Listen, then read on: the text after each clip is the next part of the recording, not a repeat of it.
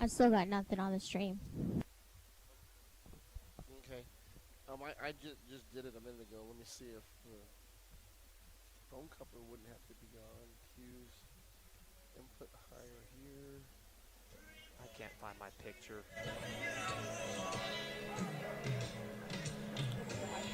Should be picking it up in a minute or so. Okay, what time are y'all trying to go on? As soon as air? As possible. soon as we can. Okay, so there's like a minute 36 left. Yeah, you'll take it, yes. Yes, ma'am. Okay, there's a minute intro, so Yeah. Okay. how do you? We'll do the best we can. Okay, Appreciate your hard work and dedication. I try. Where is my phone picture? Oh, I got audio. Yes, ma'am. We're good. I know how to do it. Doesn't need to be tweaked at all.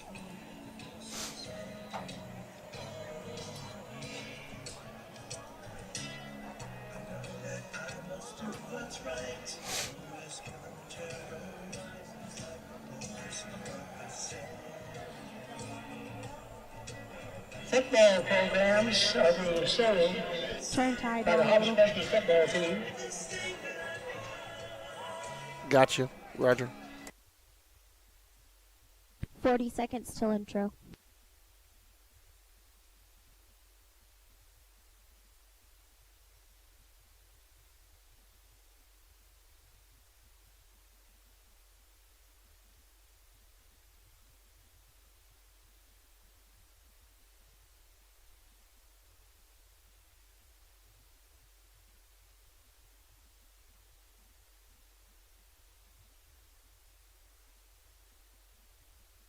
Ten till intro. Starting intro now.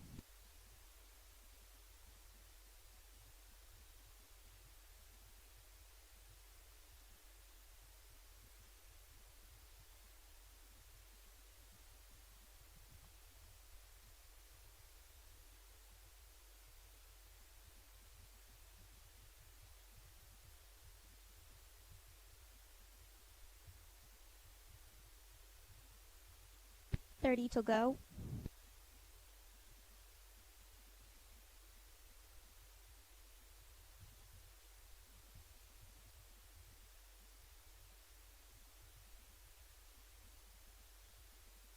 Fifteen to go.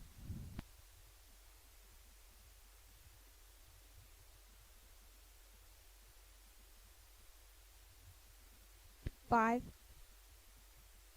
3, 2, 1, go. Welcome to Watson Stadium. Time for Hobbs Eagle Football 2022. Live on Cool 95.7 and on the internet, on the YouTube Hobbs Sports page. Ty Friend along with Coach Brian Coltrane, Tiffany Stuber back at the station. Rain is starting to fall here at Watson Stadium for the opening game, Coach, but I think players like that stuff, don't they? Absolutely. And you know what? You've got yourself, what a wonderful, wonderful beginning game of the season. You got your rivals coming to town. You got a nice cool day, rain, big crowd starting to funnel in. It's football time, folks. Eagles out on the field right now doing some jumping jacks, black uniforms, gold numbers, and the white squad, the purple and white, coming in from Clovis, the Wildcats. Of course, a team the Eagles beat to start the season last year on the road, 21-0. The first time the Eagles have beat them since 2000, the first shutout between the two teams since 2000 as well. Well, you know, one of the first things ever said to me when I came to this town was if you lose to Clovis, you just don't come home. It was nice to get those boys back, and I think they're going to try to continue that tradition. And, you know, more than one win is called a streak. Yeah, 21 years it took to get to that mark, and definitely a big win for Coach Stevens. He's in his fourth year now. Last year, 6-6 record. Got that playoff win against El Dorado. Lost to the eventual state champs Cleveland, but they went 13-0 last year. And they were, and we actually were with them midway through the third quarter. Things just kind of came off the wagon at that point. But we've seen such promise from the squad. And usually year 4 is when you know what you got as a coaching staff, because that's the year when you've got all your kids coming up, and they've been your kids for the entire time, and you don't have the bad habits or good habits that were from the previous coach. This is his team. Yeah, definitely going to be the case, but he's got to bring in a new quarterback. Argott's the man they're going to go with. Played some JV last year as a quarterback and taken over for a very good Colton Graham. Of course, Graham, big-time arm for the Hobbs Eagles, but I'm hearing that Hobbs might have been up there passing to 80% of their plays out on the field this year. They are really loving what they're seeing from Argott. I've talked to the coaching staff, and he adds so many more dimensions to the game. And, no diss to Graham, but Argott's got some wheels on him, and Argott can move around the pocket, and he's a kid that at any point in time is a dual threat, and I really think that it's going to be an exciting year. Well, last year he did get a little bit of time backing up Colton, make it 5 of 13 in the passing game for 71 yards, averaging about 14.2 for the catches that were made by the receiving core that was out there. Of course, some great people behind the Hobbs Eagle passing core as well. Of course, you look at people like Trevino. Caden Trevino is going to be a stud out there in his senior year. A lot of people watching him closely, potential for college ranks. 59 catches last year, 974 yards, a 16.5-yard average on the catch, and 13 touchdowns to lead the team. Hey, he's that every man. You can give him the ball, and he's going to find some way to get you yardage. Tough kid, quick kid, and he just loves football. And you can see it on the field. Of course, the passing of Colton Graham, 2,299 yards last year, just shy of 2,300. Definitely a big arm, 13.5 yards per catch, and 23 touchdowns in the air. But we should mention, pretty balanced offense. They also had 23 rushing touchdowns as a team last year. Absolutely, and I like the balance. I think the balance is a good thing. You're hearing 80-20, and I'm hearing coaches talking about how good we look, running quarterback counter, actually faking it to the running back, like Diego Baeza or something like that, and the quarterback keeping it. I'm hearing all sorts of things, and all I'm really taking from it is its excitement. It really is. You mentioned Baeza, one of the running backs, 671 yards on the ground last year. Also had 7 touchdowns. Caught 22 passes for 305 yards, so he's a dual threat for the Eagles. Also scored a touchdown. One of the guys they're going to kind of camouflage coming out of that slot position, Ethan Van Landingham. Of course, they're going to be watching Trevino and some other players out there, but Van Landingham could have a banner year. Had 316 yards and catches last year on 32 grabs, 3 touchdowns. That might be the little hidden factor that other teams aren't ready for. Yeah, and starting off the season, Baeza's already a little bit banged up. He was had a little bit of a quad injury, and he didn't think he was going to actually start this game. He thought he was going to be coming off the bench, and they were going to bring in Saul Armendariz. But I tell you what, the biggest fan of Saul Armendariz is actually Diego Baeza, and he was actually complimenting how good he looked. He says, hey, this kid can move the rock.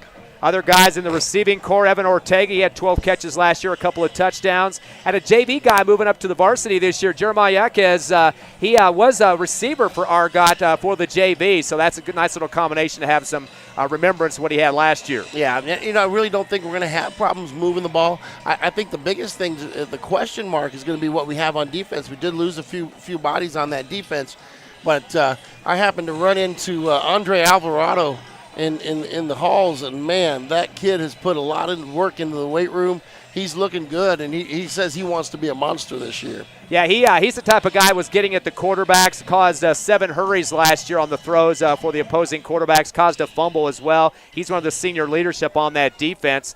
Looks like they're going to come out more of a 3-4 defense, 3 on the front line. They got the 4 linebackers and, of course, 2 corners and the 2 safeties. But they will move somebody up if need be. But that doesn't give you a lot of pass rush, does it, Coach?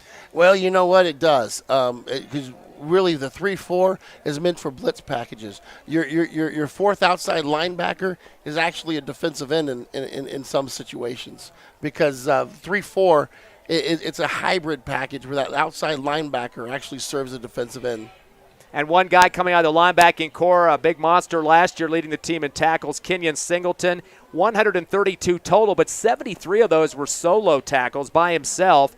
Also caused a fumble, a recovered one as well for the squad. But he's back. He's a senior, got some great leadership back there. He's going to have to be dealing with 2 new linebackers with him as well, so he's going to be more a leader but also a mentor. Yeah, and you know what? He's the type of kid that's going to lead by example. Hard-nosed kid. He's really tough, and never makes an excuse for anything. He's really, really good kid.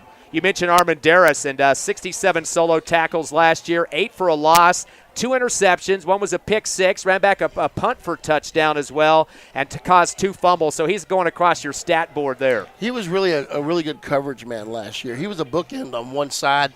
People were afraid to go to that side because he always seemed to be there. They've moved him from corner to safety now. And they do that because they had a little influx of talent. They have a new kiddo came in from Austin. His name is Isaiah Jackson. And he had 6 picks last year playing in Austin, all-district player, and supposedly he's getting some good looks from colleges at the end of last season. And he's coming to us from Texas, and he's supposed to be one of the quickest kids on the team. Coach Stevens' defense returning 5 starters, with the 4 new guys you mentioned, Jackson being one of them, C.J. Romero, Hernandez, and Flanagan. So those guys, a couple of them seniors, and Hernandez a junior. So you're seeing those at the cornerbacks, and Romero and Hernandez at the linebacker position. It's nice when you're able to slide a senior into a position. You lose somebody who graduates, but you have a senior replacement.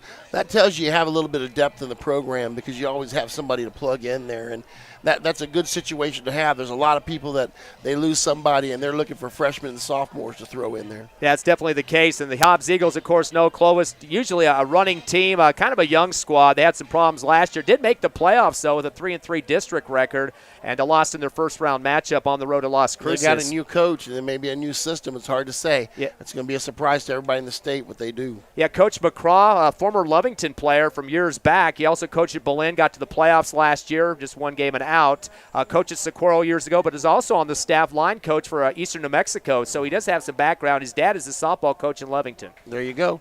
And it'd be interesting to see what they do if they're going to scrap all the running game that they've used for decades upon decades and spread it out. It'll be interesting. Eagles games this year pretty tough. 10 games on the schedule. 8 of those opponents made the playoffs last year. 6 to the quarterfinals, 4 to the semis, 3 to the state championship. Cleveland, Artesia, Lovington, and of course Lovington was the state champ in their division. So lots of those teams back on the schedule this year. That should be a good test for the Eagles. Absolutely. You want to play the best. That's the only way to be the best. We're going to take a quick break as they get ready for the national anthem here at Watson Stadium. Hobbs Eagle football taking on the Clovis Wildcats. We'll be back here in 90 seconds on Cool 95.7 and on the web on YouTube on the Hobbs Sports page. You're clear.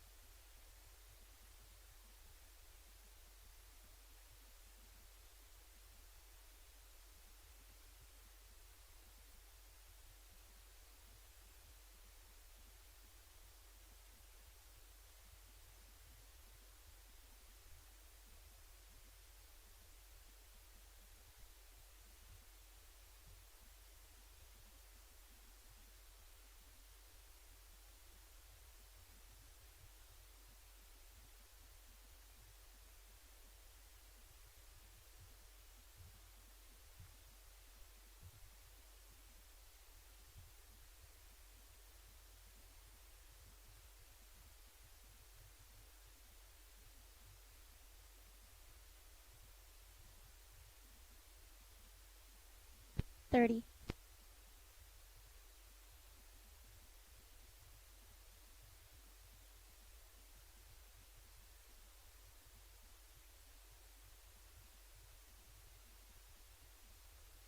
$15. Give us 30 more, please. Okay.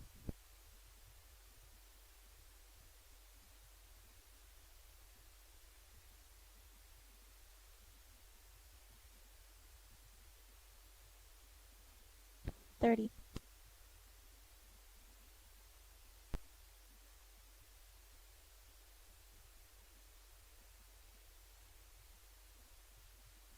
$15. $10.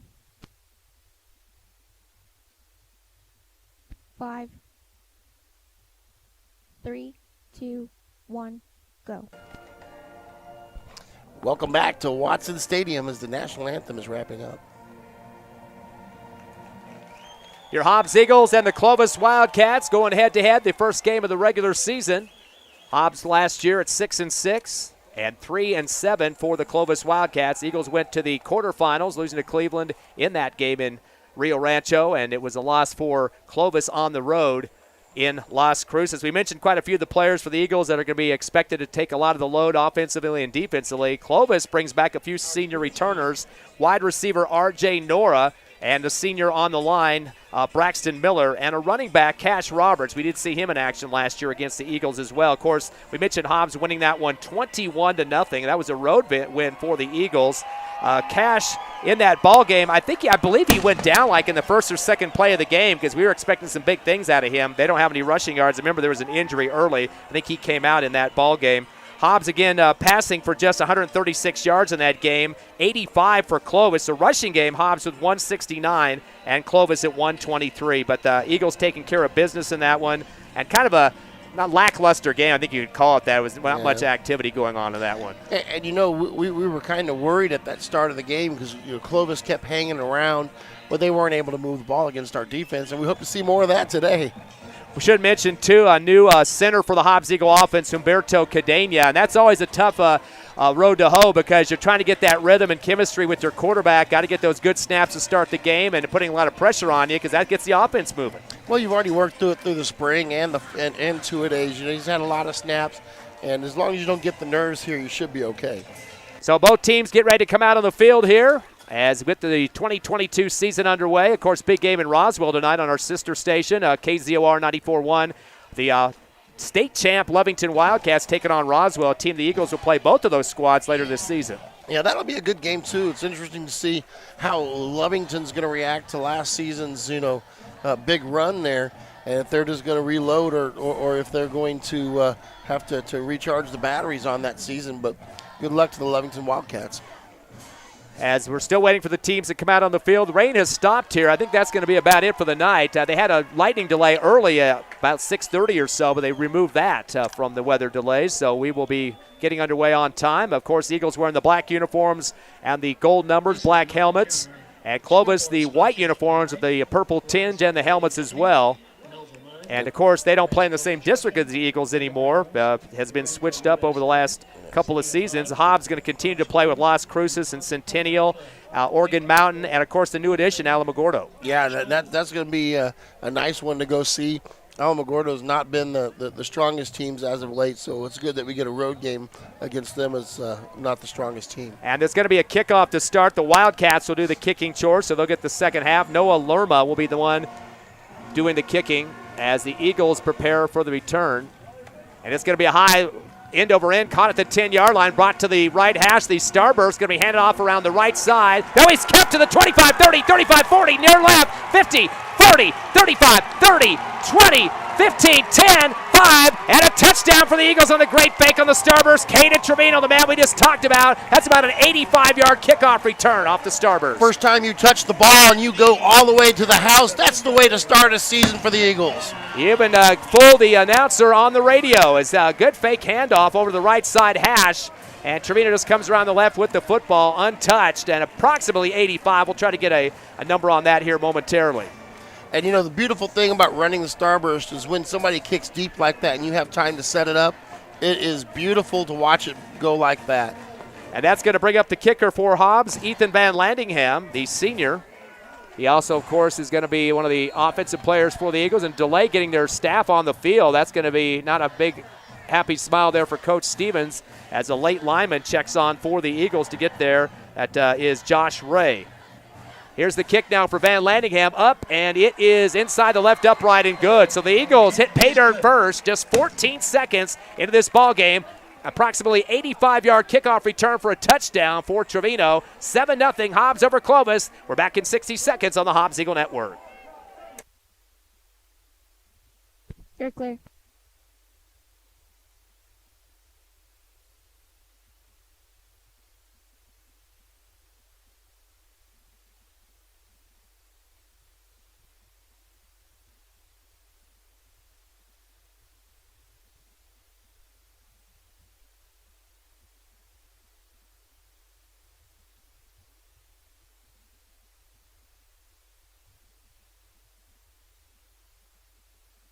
30.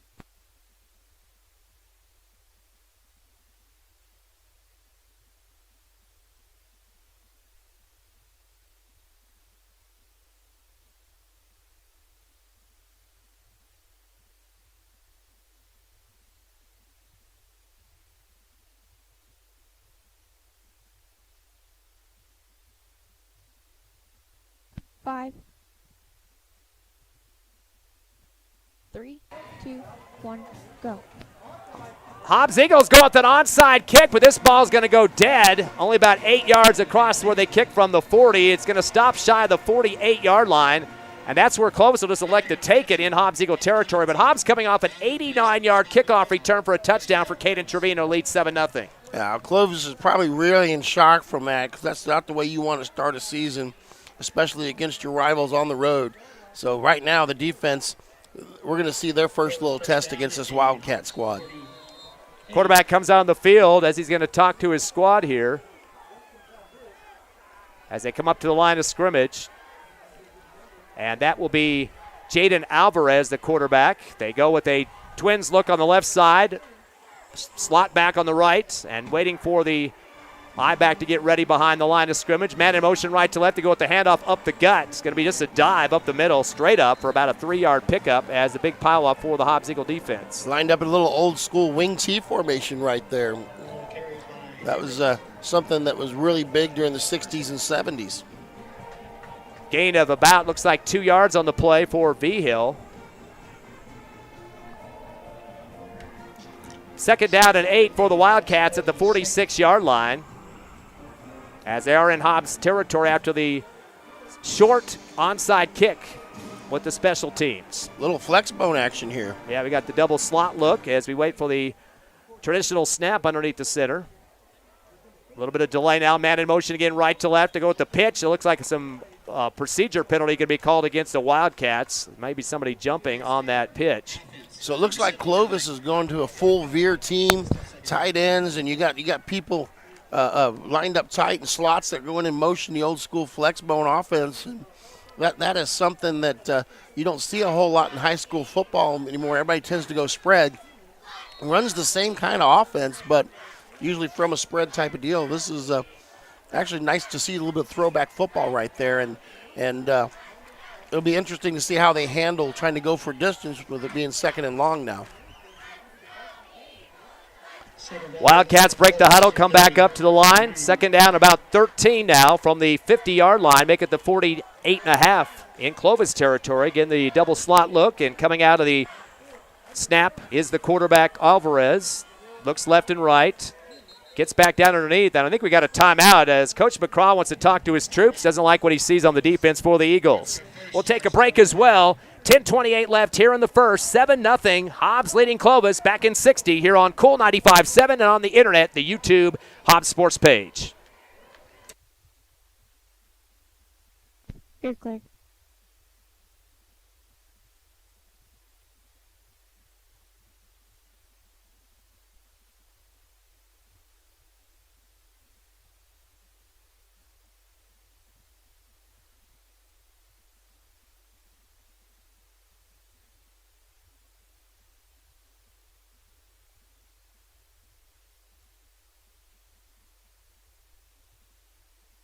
$30.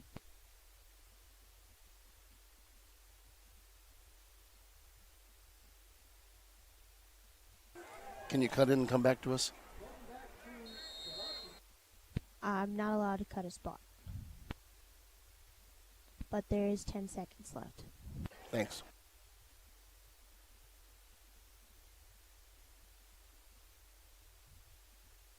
Three, two, one, go. Welcome back to Watson Stadium on second and long. Clovis lines up once again in the wishbone. They're going to hand off up the middle on the dive and get about a yard back to the 49-yard line. That's going to bring up a third and long situation for Clovis. And we're trying to get an updated Clovis roster. What was provided on Max Preps is not accurate, so we're kind of guessing who the players are. I think this may be Chapman as the quarterback. Once again from the tight flex bone. Receivers spread far and near. 2 slots and 1 single back. Barks out signals under center, takes the snap. hands off or fakes it up the middle, going to go on the pitch on the veer, outside and running, gets a first down and more. Knocked out of bounds on a gain of about 12. That's to Rylan Homas. And that'll be a first down for Clovis all the way down to the 36-yard line.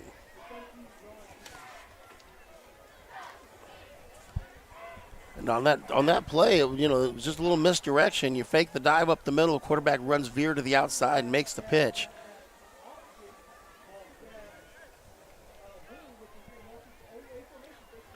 Back to the bone again, slots near and far, and receivers far and wide.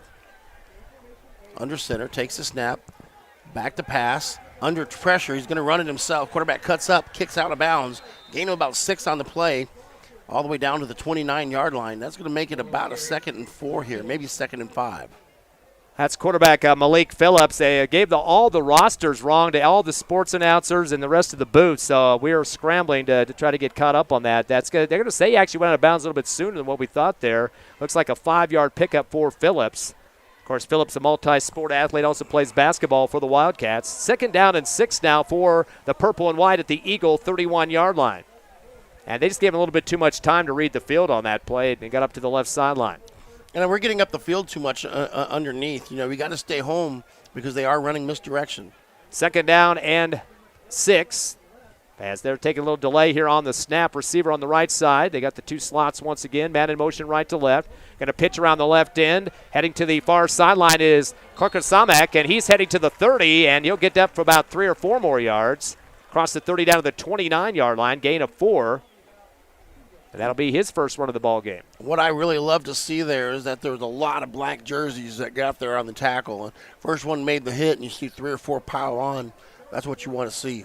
Hustling to the ball. 3rd down, about 3.5 now for the Wildcats at the Eagle 29-yard line. This was started because of an onside kick that dropped 2 yards shy what they needed it, so Clovis started in Hobbs territory at the 48-yard line. Still 7-0 Eagles with 8:50 remaining in the first. Underneath the center goes Phillips once again. Has a man in motion left to right. Going to go with the tailback handoff of the middle. Cuts left to the 25-20 and is drilled down at the last second. That was a big run for Chance Harris. As Harris got across the 20-yard line into the 19 territory for another first down. And that was actually all Harris that made that play. He initially had his hole filled right up the middle. And what he ended up doing is cutting back into the secondary hole. No linebacker was there to fill that one. So that'll be a first down for the Wildcats at the 19-yard line. Heading into the red zone now of the Eagles. The Clovis squad knocking at the door. They'll send a receiver to the far right. Yet to throw a pass in this ball game of the Wildcats, but they're typical for mostly running the football. They got one earlier, but sparingly at that. Getting that double slot look, single setback. Phillips underneath the center. Fakes a handoff, takes it himself, goes around the end 20 to the 16-yard line. Another 4 yards for Phillips. They're going to say his knee went down at the 16. And that was 4 yards that should have been 0 yards because they actually touched him twice at the line of scrimmage. But instead of putting a helmet on him, they kind of grabbed him with their paws, and you can't take people down like that, especially from a running team. Wildcats trying to grind it out here at the Eagles 15, make it the 15.5-yard line on the left hash. Hobbs up with a 7-0 lead. Hobbs with 4 on the front, now make it 5 on the defense. Receiver right once again. They got that double slot look as well.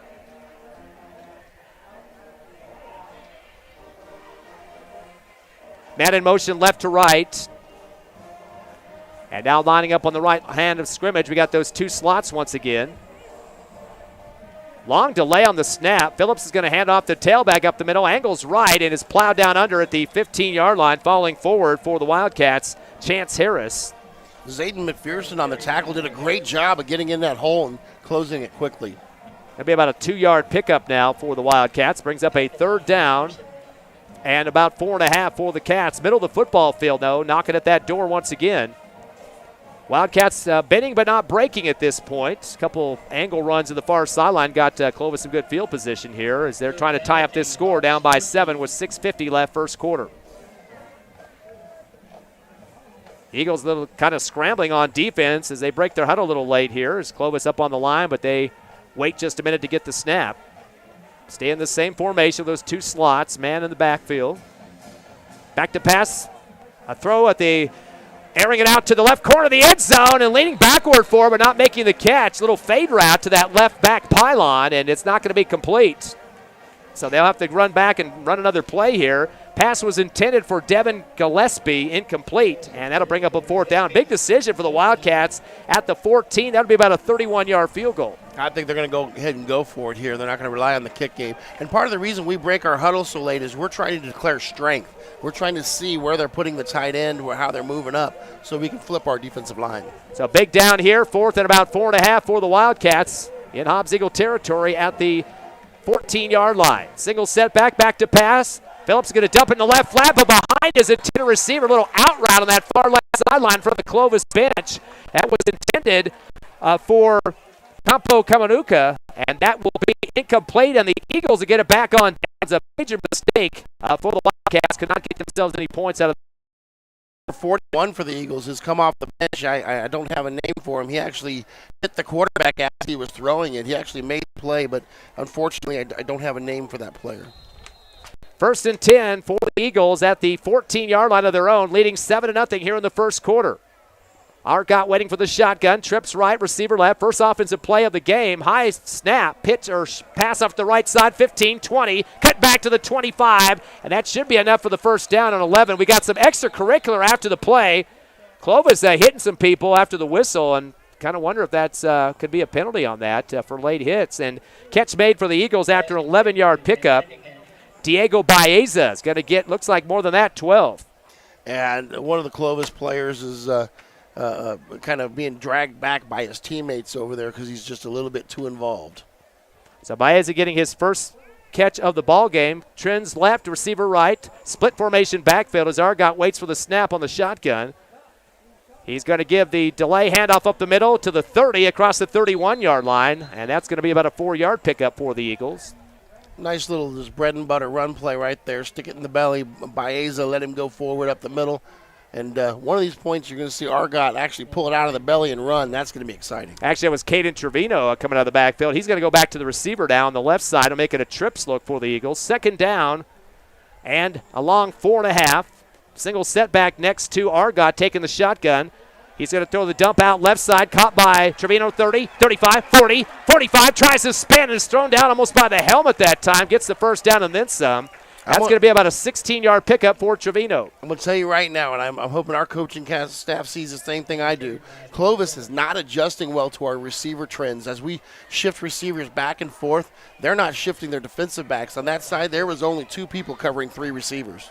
Eagles 2 for 2 for 28 yards. That's their first down. Receiver left, trips right. Shotgun for Argot. Fakes the handoff, 1-step drop, fires the out route, a high.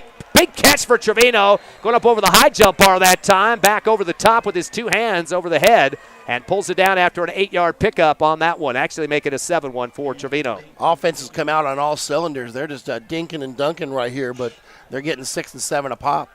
2 catches for 23 for Trevino. Hobbs 3 for 3 for 35 yards so far. 2nd down and about 2.5 for the Eagles. Twins left, twins right. Argot's got 1 man with him in the backfield. They're going to start to scrunch in their receivers just a bit. Now make it a trips on the left side. 1 receiver right. Argot back to pass, 3-step drop, dancing in the pocket, fires the fade route to the near left sideline. Trevino comes back for it, catches it in a basket right in the gut, and pulls it down at the 28-yard line for the first down. Yeah, that was a nice little play. Trevino had about 3 steps on him.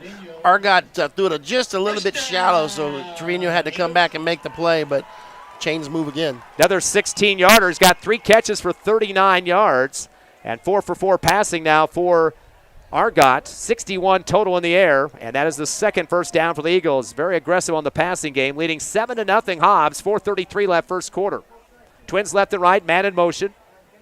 They're going to get the handoff. No, taking it and falling on the floor with it and dropping the ball. It's loose in the backfield. Argot did not get a handle on it. Big pile up. Hopefully Hobbs gets a recovery underneath the pile. Bodies flying up everywhere. Looks like somebody recovers. Ethan Van Landingham was in that middle of the mess there, and Hobbs is going to lose some yards on the recovery. I think he was actually down before he lost the ball because he was going to pull it out of the belly and keep it himself, but he waited just a little too long, and then the mesh kind of caused an issue. So -4 for Argot, unfortunately, on the mishandle. Looked like he was trying to hand it off on the reverse there to Van Landingham to begin with, and now it's a 2nd down and 14 from the 31-yard line. Back to pass. Screen over the right side. Overthrows the head. That's a backward pass. Would have been a fumble if it stayed in bounds. It veered off the hands of Van Landingham on the right side of the field towards the Clovis bench. But if that would have stayed in bounds, that would have been the defense could scoop and go. Well, they didn't declare it. The side judge over there declared an incomplete pass and said it was forward. So yeah, kind of hard to tell from up here, but it looked like it had a little bit of error going backward that time. time. He tipped it backwards. It went off his hand and then deflected the opposite direction. 3rd down and 14 now from the 31 of the Wildcats. Hobbs up by the touchdown. Twins left and right. Shotgun for Argot. 2-step drop. Tucks like you were talking about before around the left end. 30, 25. Gets spun around and put down at the 21. Pick up some of those penalty yards first of all. See how many more they give him on this one. Some of the Clovis players didn't realize that was 3rd down. They were actually signaling a first down for them. 8-yard pickup for Argot as he inches even closer towards the red zone. It's at the 23-yard line of the Wildcats. And it'll bring up a 4th down and 5 now. Eagles with trips right, receiver left, and 2 defensive ends jumping offside for the Wildcats. Referees take some time to blow the whistle, almost like the NFL, giving them time to get back. They didn't actually throw the flag, but 2 side judges basically started running in, but neither one threw the flag until they got halfway in. One of the coaches for Clovis throwing his clipboard on the field as he saw his players jumping off. That should be just enough for the first down, I believe, too, or at least close. Yeah, that's a beautiful time to call it, too. Yep. Clovis is reeling, going backwards. Yeah, you call the freeze right there. Works like a charm. Yeah, 5-yard penalties, just enough what they needed. That's the first down for the Eagles, their 3rd. That one aided by the yellow handkerchief. The ball's now at the 18, or make it the 17 of the Wildcats, left hash. Eagle football, 1st and 10. Clock ticking at 3:10 left, first quarter, 7-0 Hobbs. Trips left, or make it Twins left on both sides. Back to pass, fakes it, then throws it down, fade in the left corner of the end zone, wide open, a nice stutter step in that left corner for the touchdown. And coming down with it, Ethan Van Landingham for the score. What I absolutely loved about that play is Argot was sitting there moving his feet and felt like running, but he just kind of stepped out and threw. But it looks like we're going to get ourselves a flag here. This may be coming back. Yeah, flag about 3 yards in the backfield. Late flag call by the official there. That's going to be, it was about looks like the 21 or so. That's going to be I think I heard face mask. Yeah, they backed that. Was that a 15-yarder? Yes, sir. Face mask, I believe I heard. Microphone went off right when he was announcing it. So that's the first penalty on the Eagles. The band is still playing the fight song, and they don't realize that this is going to be a redo here completely after some yards knocked off. 15 total. One thing I really love about what I've seen so far in the game is the protection has been beautiful for the quarterback. So a big host of yards to deal with here. 20 yards to be exact from the 31. Back to pass. Argot going to fade it to the right side of the goal line. Come from behind catch. And I believe that's going to be a touchdown unless they say his knee went down. Hey, that's the big man Trevino once again. Beautiful spin around that time to come up with the catch and is able to pull it down for the touchdown. Yeah, it is Trevino. Wow, that's amazing catch. Spun around, come back. I mean, he had no control of his body at that point, and he still come down with the ball. 31-yard reception even after the penalty yards. And that, they say he came down at the 1. They're not going to call that a touchdown. Yeah. They're handed up the middle, and we got the Eagles signaling touchdown. Let's see if he made it. Dove forward as best he could. Now we finally see the score call from the official on the umpire there, as it will be a touchdown, a 1-yard run for the score for Argot. And that'll be the second score of the game for the Eagles, who now lead 13-0 here in the first quarter as we wait the PAT for Van Landingham. See a lot of excitement in the stands. People are really liking what they're seeing. So the Hobbs Eagle fight song is in the right place this time, as they didn't call this one back on the TD. Here's the kick for Van Landingham. Kind of a spinner for just a second, and it hits outside, just barely missing the upright. No good. 2:34 left first quarter. Hobbs 13, Clovis nothing. We're back in 60 seconds on the Hobbs Eagle Network. You're clear.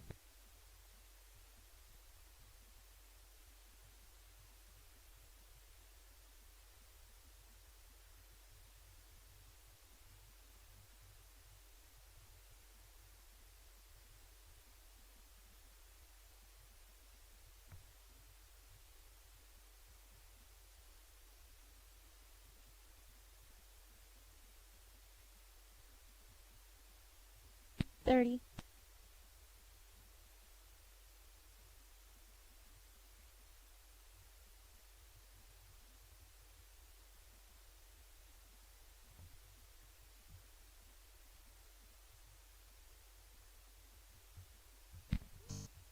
10.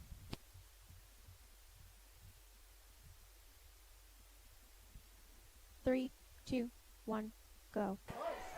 Welcome back to Watson Field. 13-0, your Hobbs Eagles lead. Here's the voice of the Eagles, Ty Friend. Eagles getting ready to kick off after a 1-yard touchdown run for Argot, the quarterback. It's overcast skies, little gray clouds coming over here at Watson Stadium. Van Landingham going to keep it to the far sideline left. Going to take a bounce and go out about the 24-yard line. Flags are flying on that one. Clovis will probably elect to take it at the 35 by rule. As it is 13-0, Eagles scoring off an 89 kickoff return for Trevino to get this game going. And then on top of that, the 1-yard run we mentioned for Argot missed the PAT to the far right to make it 13-0 here in the first. Clock down to 2:34 remaining in this quarter. Ball will be, they're moving it to the 30-yard line. And that's where they'll start for the Wildcats. You know, I was talking about this right at the end of that drive. They have given almost perfect protection to the quarterback. He tucked and run one time, but that was a choice he made. It wasn't actually a protection choice. It's been wonderful to see an offensive line that's keeping him off the quarterback's back. So Phillips now, the quarterback underneath the center. They're going to continue with those two slots and the single setback. One receiver to the right side. Haven't changed much on the offense yet. Eagles going to hurry and get a man up on the line. 5, and now backing off one of the linebackers for the Eagles. Phillips takes a long snap count, go with the handoff to the tailback, angles right, and tries to cut it back up the middle and dives ahead for a couple yards. Eagles getting down low on him. And that running back for the Wildcats is Chance Harris. And you know something that I'm really loving seeing? I love seeing Zayden McPherson coming through the hole as hard as he does. That gives us a second linebacker that's sticking their screws right up in there on him. And just when Caden Singleton went through one hole, you see McPherson go through the second. There was nowhere they could run. Of course, Hernandez Romero, the first-year starters here on this team. Singleton and McPherson, the inside linebackers, are returner starters. Second down and 8 now from the 32. Clovis comes out of their play call. We got a flag in the backfield. I think there's a formation issue for the Wildcats. They got some staggering going on back there, and it is a false start. That will be the second on the Wildcats for 10 yards total. That'll be a 5-yarder. And Coach McCraw, of course, we mentioned coming from Berlin from last year, got to the playoffs, lost in the first round, and time with Socorro and also Eastern New Mexico as a line coach. So his first year at the Clovis Wildcats, their previous coach just resigned at the last minute after 5 seasons with the team. Well, you know, this is one of those things we're seeing some errors from Clovis, little silly things like that. That's changing systems, and we're seeing that early from them right now. Second down and 12 from the 27. Phillips underneath the center. Go with the handoff up the gut, and the Eagles aren't going to be fooled whatsoever. They plow it down quickly. And luckily to get back to line of scrimmage that time was Harris, and it looks like they maybe give him forward progress for a yard. And, you know, every hole was filled there. If the quarterback would have pulled it and kept it, he'd have been obliterated. There was nowhere they could go on that play. About the 29-yard line, third down and 11 for the Wildcats at the center of the field, and had 2 pass attempts so far, both incomplete for the Wildcats. And coming into these games, Wildcats like to run the football. Yeah, they do. You're going to see a little motion here. They're going to probably motion a guy across, create a double somewhere, and you got to watch out. They may try to bring somebody across the middle. Phillips continues to go underneath the center, traditional snap. Receiver to the right side. Eagles have 4 on the front line. Fake the handoff, back to pass, dumps it down the middle, overthrows his receiver on the left hash. Just kind of floated it out there between 3 defenders that time and kind of slapping his helmet after the play. Wish he could have had an opportunity to get up and get that one, and that was intended for the Wildcats. Coming down that left hash, that was Devin Gillespie, incomplete on that one, brings up a 4th. They're kind of lucky that ended up touching the hands of Jordan Chisholm. Chisholm almost got a pick on that one. There would have been nobody stopping him from going to the end zone. Yeah, one of the returning safeties for the Eagles, the senior. 4th down and 11 for the Wildcats at their own 29. They trail the Eagles 13-0 here with dwindling time in the first quarter, 34 seconds remaining. Eagles will have 1 deep, back around the 28, or make it the 35-yard line now. It's going to be a spiral, and it's caught at the 35, heading to the left side, 40, 45, 50, 45 to the Wildcats, 40, 35, there might be a clip, 30, 25, still on his feet to the 22-yard line. That's Hector Armendariz, but a flag back at the 40. That's going to bring it back Probably a 15-yarder, maybe a block in the back, something like that. No, they were going to call a hold right over here. And I tell you what, the guy blocking him had that kid on rails. He had his hands inside the shoulders, and he had put that kid on a railroad, and he could have taken him all the way to Eunice if he wanted to.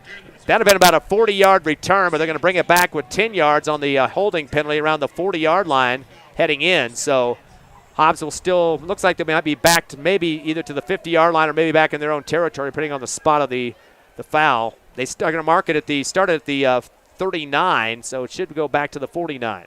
And you know what I'm doing? If I'm watching game film and I see that kid put him on rails again, I'm going to high-five the kid, give him a bonus, and tell him, I'm sorry the referee took it away from you. Nice return. You mentioned Armendariz in the pregame show. He's just a multi-threat out there. Eagles going to have the football with the hurry up now at the 50 or make it the 49 of Clovis. They lead 13-0. Limited time in this first quarter, 25. Argott's got twins right and left, man in motion. Going to the right side is Van Landingham. They're going to throw the bubble route to the right side. Caught on the way, Armendariz to the far side. Gets met in the backfield and getting his helmet taken off almost. He able to keep it strapped on. That's going to be a loss, though, on the screen pass. And it's going to be about 4 yards on the loss for Armendariz. And here's something we have to do. Argott's got to be able to scan the field. He had 2 receivers out there with 1 guy. We motioned a 3rd guy over, but he needs to have a check play right there where he can see, but there's wide open receivers, not even covered. Hobbs facing a 2nd down and 14 for the 47. It looks like the clock might have run out here as the referee comes running onto the line of scrimmage and stops action. So Hobbs will come back a 2nd and 14 for the 47, leading 13-0 after an 89-yard kickoff return from Trevino and a 1-yard dive for Argott. We'll be back in 60 seconds live at Watson Stadium on Cool 95.7 on the internet, our YouTube sports page. You're clear.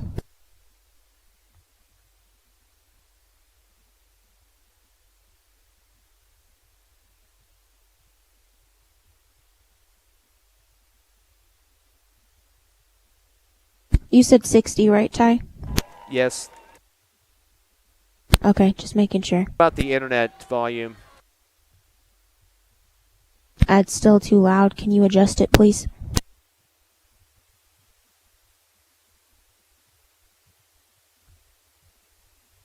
Ready.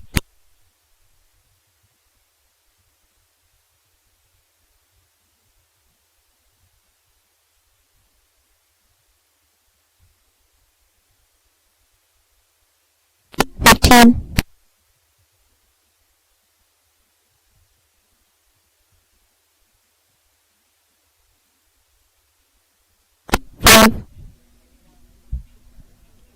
3, 2, 1, go. Welcome back live to Watson Stadium as we quickly start the second quarter. The Eagles get the ball and get up the middle with it, and looks like another first down pickup. That's going to be about 14 yards on the carry. Nice little nice little bubble screen out to Trevino on the wing and cuts up, gets right to the middle of the seat, and nice little pass. He's had 4 catches now for a total of 63 yards. Eagles are now 6 of 7 in the pass game, lead 13-0 here in the second. 1st and 10 from the 39-yard line. A little screen pass to the right near sideline. Caught it going up the sideline to the right is Ethan Van Landingham. Eagles starting to even up their passes to different receivers out there. And looks like Van Landingham trying to backpedal to get the extra yard. He's going to get 9 on that one. And the coaching staff has seen what we're seeing, where you go into trips and they're only moving 2 guys out. You can run that bubble all day long until they figure it out. First catch for Van Landingham for 9 yards. 2nd down and 1 for the Eagles at their Clovis's 28-yard line. Twins right, receiver left. Make it twins on both sides now. Shotgun for Argott. He'll bring a man in motion. Trevino right to left. Lines up on the line of scrimmage. Back to pass. 2-step drop. Stepping up in the pocket. Now with the run is Argott. Breaks a tackle. Nice little shimmy to the 20. He's still on his feet up into the 18-yard line. Plenty enough for the first down plus. And he's going to get, looks like, 12 yards on that one. Can you say the words athlete? Because he is one right there. That was amazing athleticism. He was stopped at the line of scrimmage, backed up, somehow turns it into the first down. Argott now with 4 carries for a total of 17 yards. 5th first down for the Eagles down at the 19. We got 3 defenders offsides for Clovis on the right side. Nice hard snap count there for Argott to draw him off. We'll see, hopefully nobody got off for the Hobbs Eagles. Yep, offside penalty. That'll be the third flag against the Wildcats for a total of 15 yards. And you're right, that right there is why there's so many bald coaches. Definitely the case. I think he's only 35 years old, though, so maybe he's not in that category yet. First down and 5 now from the 14-yard line. Back to pass, fumble by Argot on the shotgun. He's going to have to dive forward for it to try to keep it in the Hobbs Eagle possession. And they're going to say I think he was down as he dove forward. That's going to still lose yardage, though. Looks like a loss of 2 yards for Argot on that one. Yeah, it hit him in the hands, and he dropped it, and then ended up hitting the back heel of Saul Armandatis and then popping forward there. Lucky we were able to hold on to that one. Second down and 8, middle of the field for the Eagles as they have the football at the 16.5-yard line of the Wildcats. Again, Eagles up 13-0 here in the second. Clock running at 9:49 remaining. Of course, Eagles winning last year 21-0. That was through 4 quarters, though. Shotgun. Little low snap this time. Going to throw the fade route to the middle of the field to seam and overthrows his intended receiver just a bit. Jeremiah Yaquez barely getting opportunity to try to get a hand up there on the back line of the end zone, but well overthrown by about 7-8 yards. And Jaquez had himself a nice little seam. There wasn't anybody that could have stopped it. Just a little bit of overthrow there by Argot. It happens. Eagles are 7 of 9 in the passing game. Hurry up offense now. Third down and 8 from the 16.5 of the Wildcats. Still in the middle of the field are the Eagles. 72 yards in the passing game so far for Argot as he's connected with 4 different receivers. Shotgun by himself. Turns and throws with the diagonal coming through and gets banged into by a defender on this far right sideline. An attempt for Jeremiah Jaquez in the backfield, and he took a big wallop from the cornerback on this left side, and that was the defender. Double check the number on that. We've been dealing with 2 or 3 different rosters in this ball game, unfortunately. And let me see who we got there. That was Chance Harris. Also plays some offense. That's an incomplete. And they get a 4th down and 8 now for the Eagles again at the 16. One man back with Argot, fakes the handoff. He wants to throw. Throws it to the sideline. Coming back for us, Trevino. A little curl situation. Diving forward across the 5 to the 4. And that should be enough for the first down. I believe it is so. When you have somebody like that who just takes his willpower and forces it down the throat of his opponent, it is an amazing thing to watch. He was stopped short of the line of scrimmage, spun free, and got the first down. 16-yard pickup for Trevino, who's already had a total of 5 catches. First and goal now from the 4-yard line. On the right hash, shotgun Argot, going to hand it up the gut. And no, he fakes it and comes around the right end for the touchdown. That might have been Trevino that just stepped in here. Let me double check the number on that, but touchdown regardless, a 4-yarder. And the Eagles back on the scoreboard again as they're matching the points they had for the whole game last year as Eagles ramble in for another touchdown off the run. That was just all fake right there. They fell for the fake, and Argot just took it himself. Nobody was there. Yeah, it was Argot for a 4-yard touchdown. His second TD run for the game. 1 for 1, now for 4. Van Landingham will do the kicking chore here for the PAT. Kick is up, and this one is good inside the right upright. We're down to 9:08 left here in the second. Eagles extend their lead 20-0 over Clovis. Come back with this live here at Watson Stadium in 60 seconds. You're clear.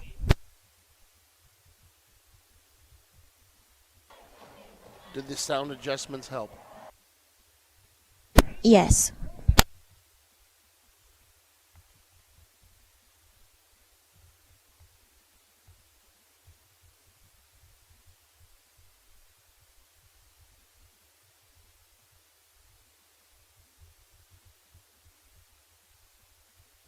$30.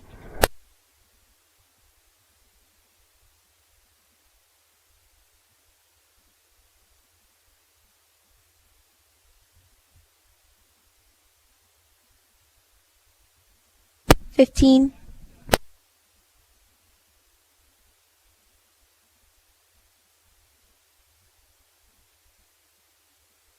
5, 3, 2, 1, go. Back here at Watson Stadium, Eagles ready to kick off for the 3rd time in this ball game, leading 20-0 over Clovis. 9:08 left, second quarter. Ty Fred here with you, and Coach Brian Coltrane, Tiffany Stuber back at the station. Opening game of the 2022 season, and Eagles pretty much a rally going on here and walking all over the Wildcats. Yeah, I think this is what they call a whooping. Ready to kick off as Van Landingham from the 40, keeps it low, takes a couple of bounces up to the 20-yard line, left hash, now up the middle to the 25, 30, 35, and brought down at the 36-yard line. As the purple and white trying to get a chance to move the ball up the field. They trail by 20 points right now, and its return man was Devin Gillespie. And that was a kick that wasn't supposed to look like that. The ball came off the tee because of the wind right before he kicked it. Did have a little bit of rain in the pregame about 15 minutes before the contest started, but it has tailed off. We got some pretty gray skies, but no looks of luckily no lightning that I'm seeing at this point. We are under a flood watch. It's a flood of points on the scoreboard right now, 20-zip Eagles. First and 10 for the Wildcats at the 37-yard line. Receiver right, again, those double slot looks, and by himself now going to, nope, now he's going to go underneath the center. I thought it was going to be a shotgun for just a second. We haven't seen that yet. From Malik Phillips. Back to pass. He's going to roll right to the 30, 35, 40.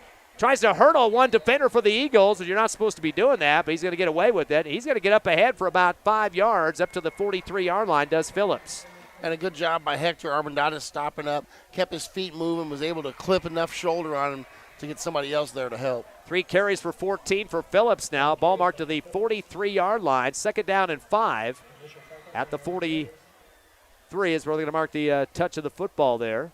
Of course, the Eagles are going to be back home at Watson next week. They'll take on Artesia, who was in the state championship last year, lost to Los Lunas for that championship ball game, and definitely a team the Eagles want to get some revenge on as they lost last year in that ball matchup. That was in Artesia. I tell you what, on that last play, I did like the way Andre Alvarado got into the backfield there. He was the one that caused him to have to shuffle his feet and then end up taking off running. Looks like a timeout going to be called by the Wildcats, trying to get some offense moving up the field and get in scoring position. 8:07 left, second quarter. Hobbs still up 20-0 over the Clovis Wildcats. Quick timeout, and we got more Hobbs Eagle action on Cool 95.7 and on the YouTube internet page, Hobbs Sports.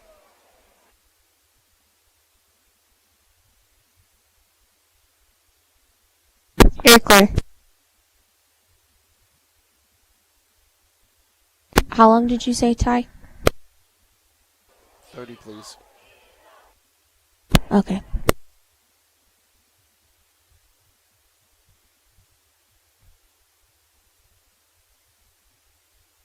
Five, 3, 2, 1, go.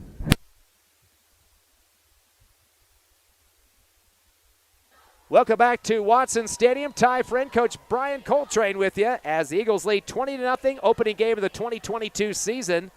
And a timeout second called by the Wildcats, trying to get themselves on track offensively. Really not been much of a threat at this point.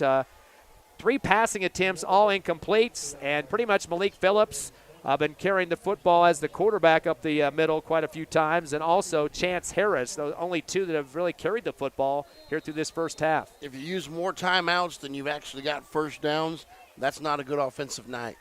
Double slots, 4 on the front line for the Eagle defense and the 4 linebackers.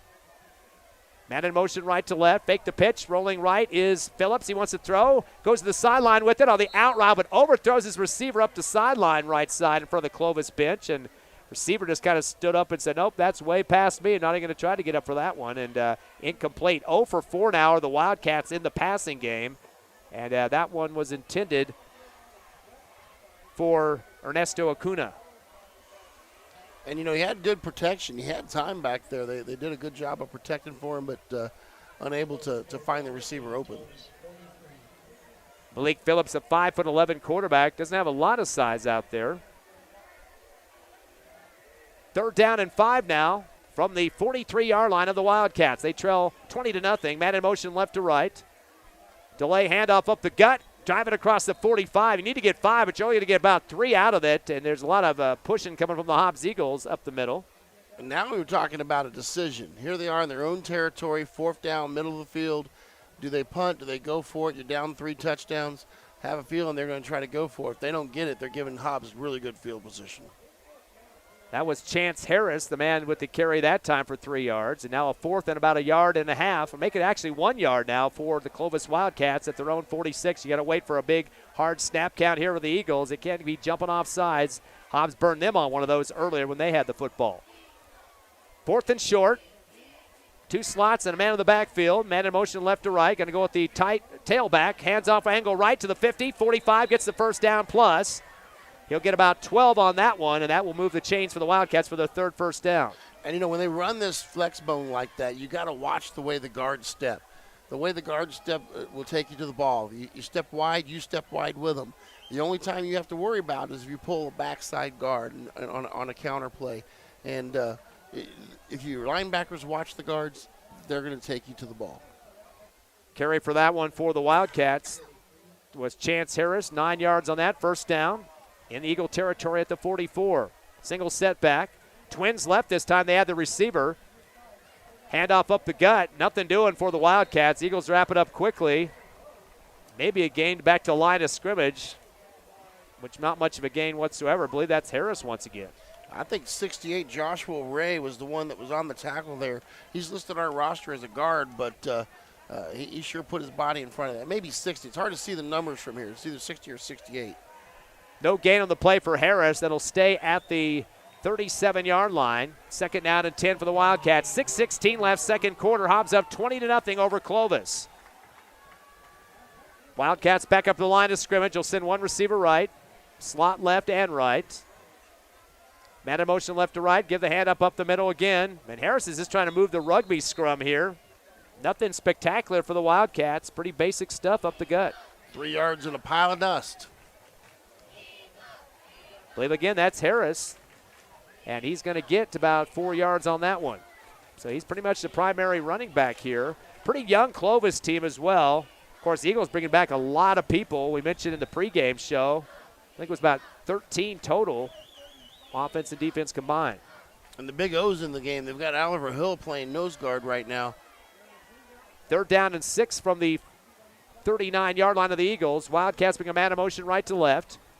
Got a lot of movement going on, and now they're going to pull out of it. As looking back to his coach, you get a little bit more look on the play. Malik Phillips. Team is now looking to the sideline, and they've already burned 2 timeouts, and now there's number 3. And Coach, oh boy, Coach McCraw is stomping out of the field. He's not a happy camper to burn that timeout. Yeah, and I know who he's mad at because he just subbed out number 23 really quickly. Yeah, he was wanting to make an adjustment. We're going to take another breather as well with 5:11 left before the half. The Eagles, big lead over Clovis, 20-0, back in 30 seconds on the Hobbs Eagle Network. You're clear.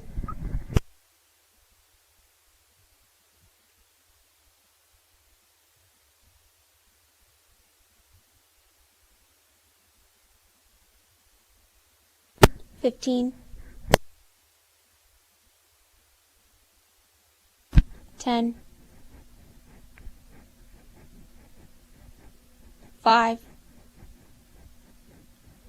3, 2, 1, go.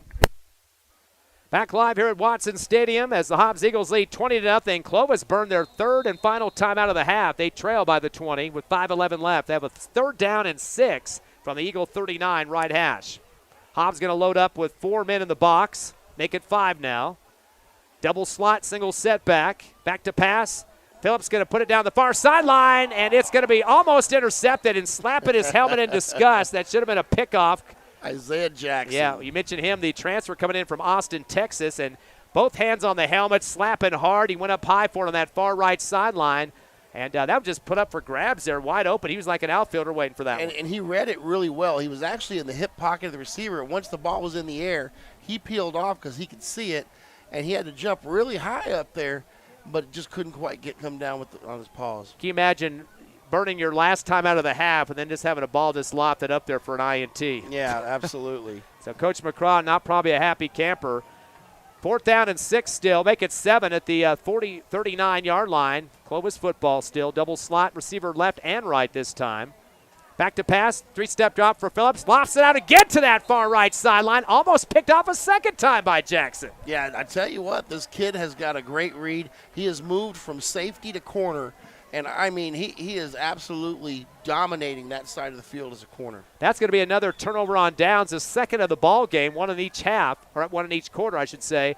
Hobbs will take over 1st and 10 from their own 39-yard line, and they've got 5:04 remaining in the second quarter, up by 20, Coach. They definitely want to add some more insurance points, don't they? Oh, absolutely. I mean, what we'd like to do is go ahead and get it to stoppage time, and trash time. What is this, soccer?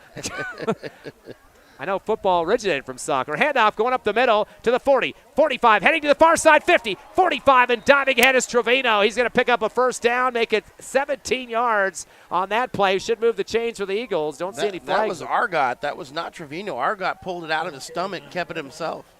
So 17 on that play. That will be the 7th first down for the Eagles. And I tell you what, that is one of our most efficient plays because they're following the running back, and when Argot pulls it, he is enough of an athlete he can make a play like that. On the left hash, 45-yard line of the Wildcats, Eagle football, Twins right, receiver left, shotgun. Argot has a split backfield with him. A little high of a snap, delay handoff, angling right to the 40, 35, stutter step, 30, near sideline, 25, 20, 15, 10, 5, breaking a tackle into the end zone. Is it a touchdown? Did he step out? Waiting for it here. Could be a 45-yarder. It's a touchdown. Ethan Van Landingham. When you have to guard the quarterback, you can't guard the running back. Then you can't guard the receiver. Then you can't guard the other running back. And it's amazing. When you have all of the players on the field are a threat, what do you do? What do you do, Ty? Well, you get a touchdown, a 45-yarder, Ethan Van Landingham. Now he's going to have to kick the PAT as he wants to make it 27-0 with the conversion here. Eagles putting everything on the metal here and making sure their arch rival goes home with an L. Low snap. Kick is low as well, and it's barely going to get over the middle upright. You can't believe he got enough underneath at that time. It's good save on the ball there on the low snap by Justin Black, the holder that time. That saved that PAT. So Eagles going to increase the lead now to 27-0. 4:26 left still here in the second quarter. Live at Watson Stadium. More Hobbs Eagle action coming up in 60 seconds. You're clear.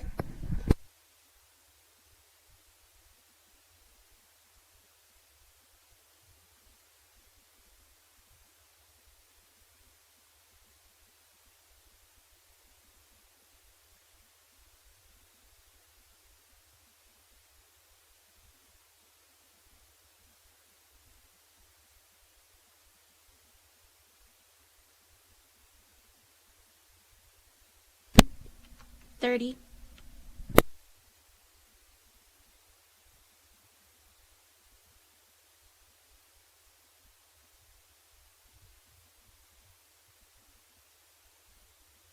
$15. Tiffany, you still got it okay on the audio? Yeah.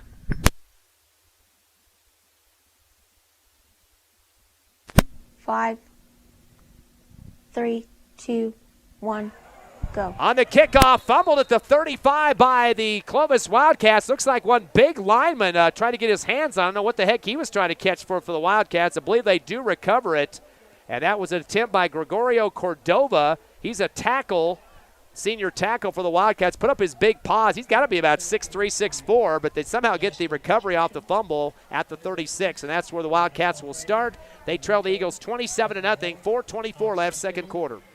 I tell you what, this is a statement game to come out here like this, put this whooping on this Clovis squad, and you know, it's kind of telling the state we're here this year. We're here. Primarily a running game, 0 for 6 in the passing department for the Wildcats, and Harris pretty much the go-to guy in the running game along with the quarterback Phillips. Double slot look, single setback. Underneath the center is Phillips. He's going to pitch left, coming around the left end, 30, 35, trying to stretch it out and not going to even get back to line of scrimmage. A big pile up that time as the man with the football for the Wildcats. I don't think he did get even back up to the line.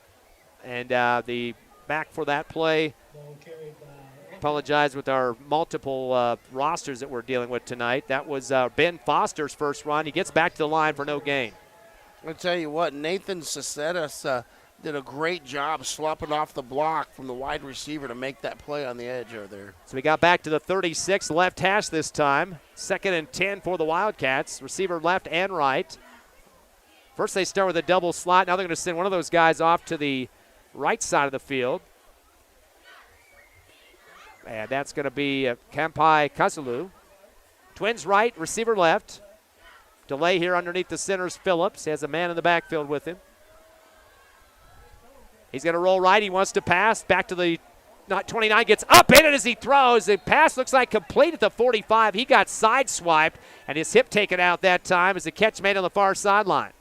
And that's their first completed pass, but the quarterback paid for it. And man, the entire offensive line ran back to check on him, but he took a powerful hit on the ground right there. Jonathan Avila, the man that makes the catch, a 7-yard pickup. First completion of the ball game. 1 for 7 are the Wildcats in the passing game.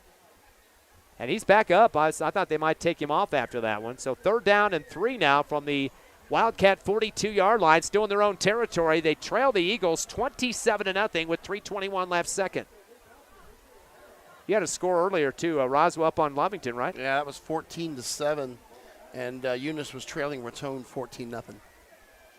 3rd down, long 3 for the Wildcats at their own 42-yard line.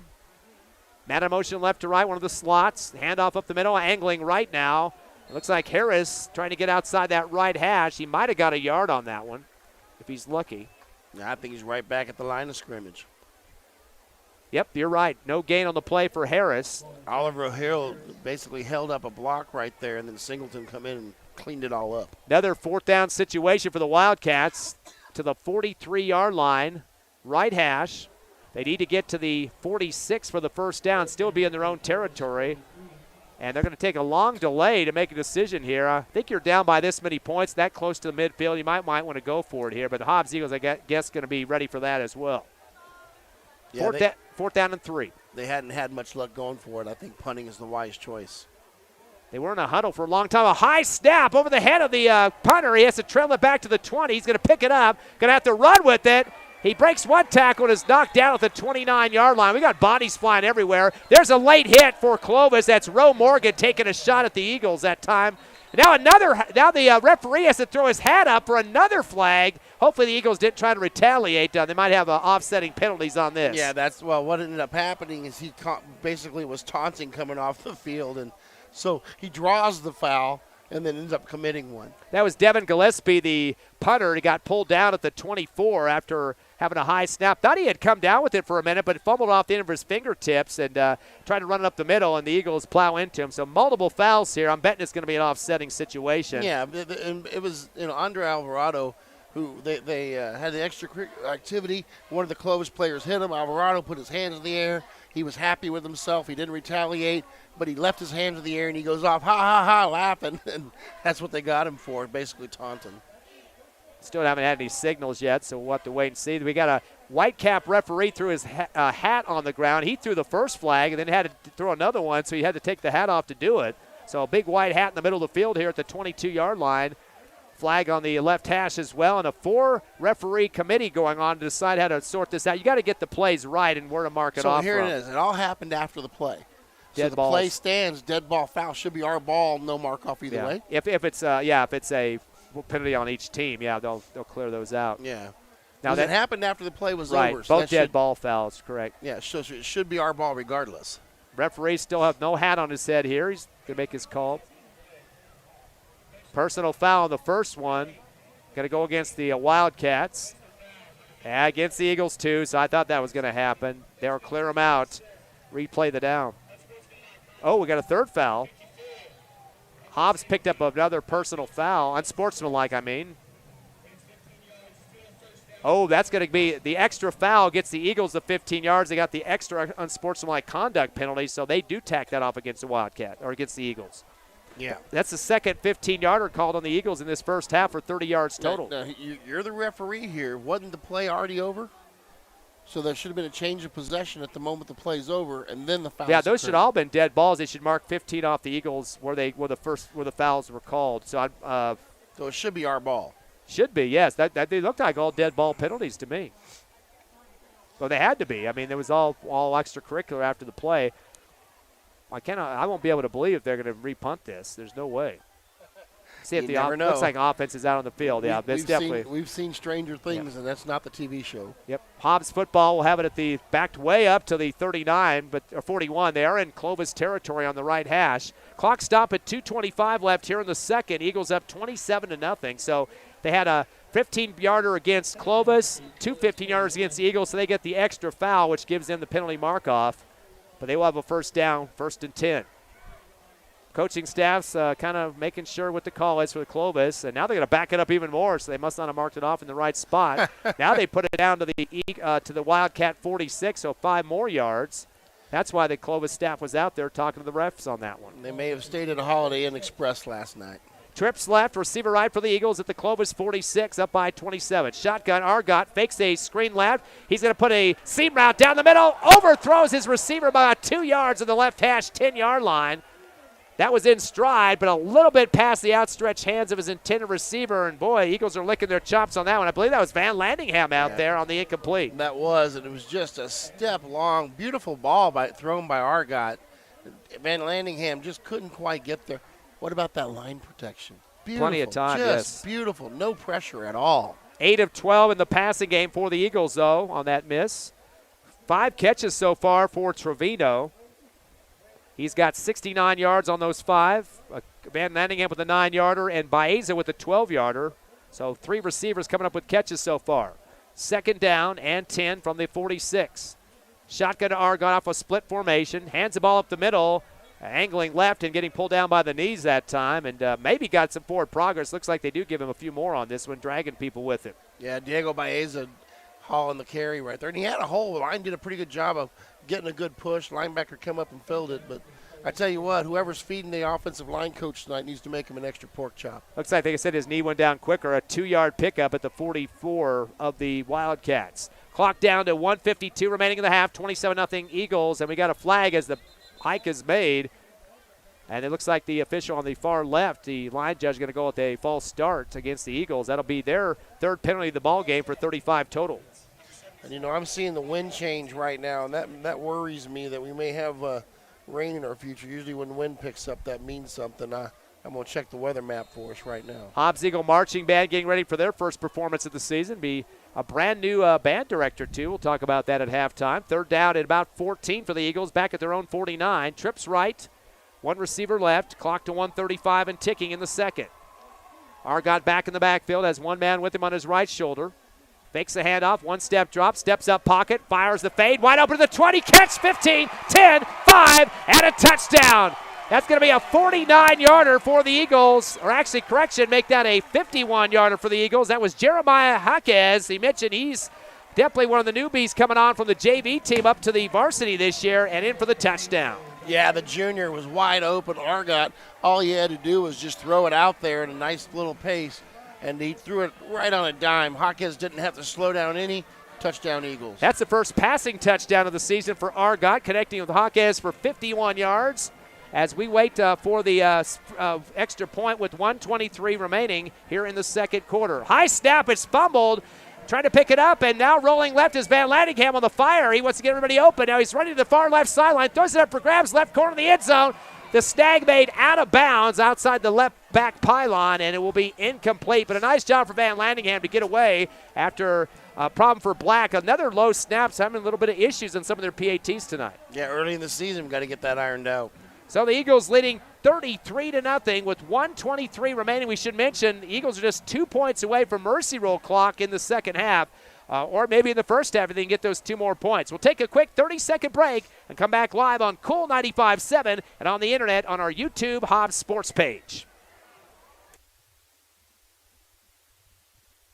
You're clear.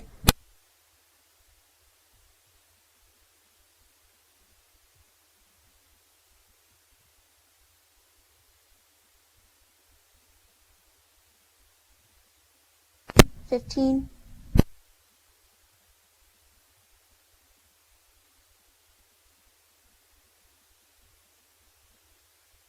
$5,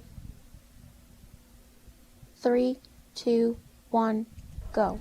Welcome back to Watson Stadium. 33-0. Your Hobbs Eagles all over the rival Clovis Wildcats. Here's the voice of the Eagles, Ty Friend. We mentioned last year's victory, 21-0, Coach, was the first since 2000. 21 years it took for the Eagles to beat them, and there had not been a shot at even for Clovis in those 21 years. This could be 2 wins in a row for the Eagles tonight. That's what they call a winning streak. You want to keep that one going. Clovis being the rivals, you don't want to see anything in purple smiling tonight. Hawk has a 51-yard reception from Argot. First passing touchdown of the ball game, making it 33-0 here in the 2nd. We still have 1:23 remaining. Van Landingham, end over end, is going to take a bounce at the 35 of Clovis. It's kind of mushed, and then it rolls out of bounds. Eagles had a chance to grab it at the last second, but it comes off the fingertips. Good charge over there for Hobbs, and getting a piece of it for the Eagles was Cameron Hernandez, the outside linebacker on coverage play that time, and Hobbs just a smither away from getting that ball back. Yeah, I mean, good hustle down the line. Singleton was there as well and kind of bounced off his paw at the end. Those kids are really hustling. They want to just absolutely stick it to this Wildcat squad. Wildcats on the 27 of their own on the left hash, trailing by 33 points here in the second quarter. They got not a lot of time to deal with, too. 1:21 left. I think there's a pick 6 in our future. Yeah, no INTs yet, but Clovis not doing a great job of passing. 1 of 7 for 7 yards. Underneath the center goes Phillips. Has a single setback. Slot back left to right on the motion. Handoff angle right and heading towards a 30.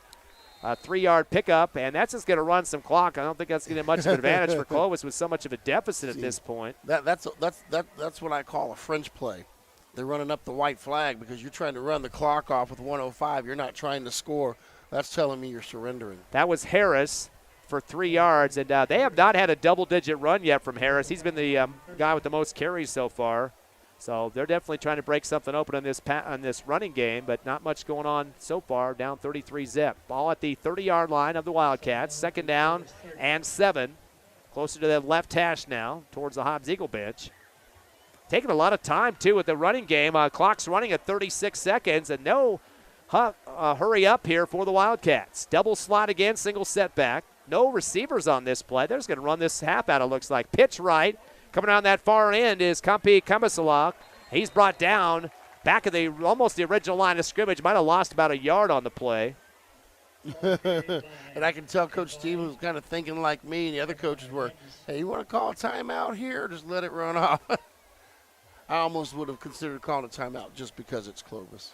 -1 on that carry. Ball now at the right hash at the 28, and that's going to pretty much run it out here. Boy, Wildcats just going to be happy down 33 at the half. The Eagles coming up big here in the first 2 quarters of the 2022 season. It's all black and gold here at Watson Stadium. Again, 33-0 over the Clovis Wildcats. We're going to take a 3-minute break, come back. The Hobbs Eagle Marching Band gets ready to head on the field with a brand new director. We'll get you live with more Eagles action on Cool 95.7 and on the internet on the Hobbs Sports YouTube page.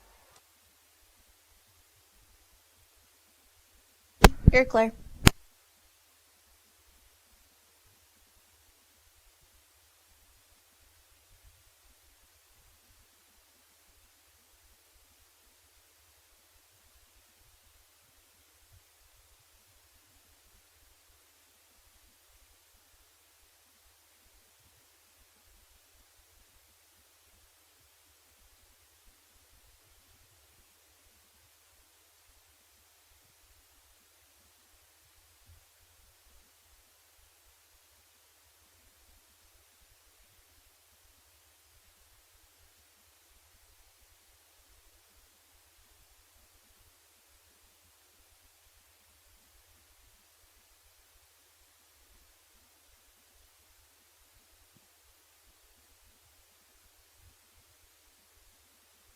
Two minutes.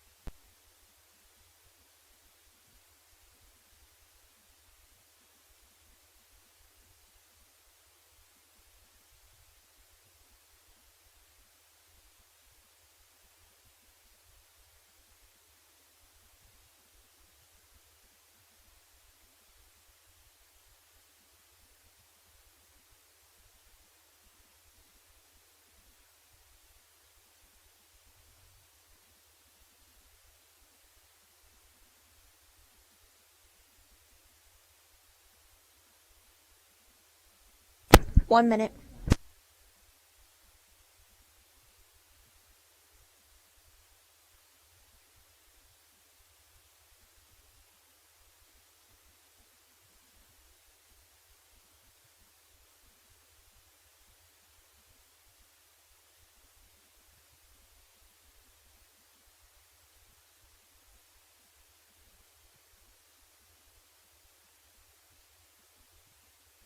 30.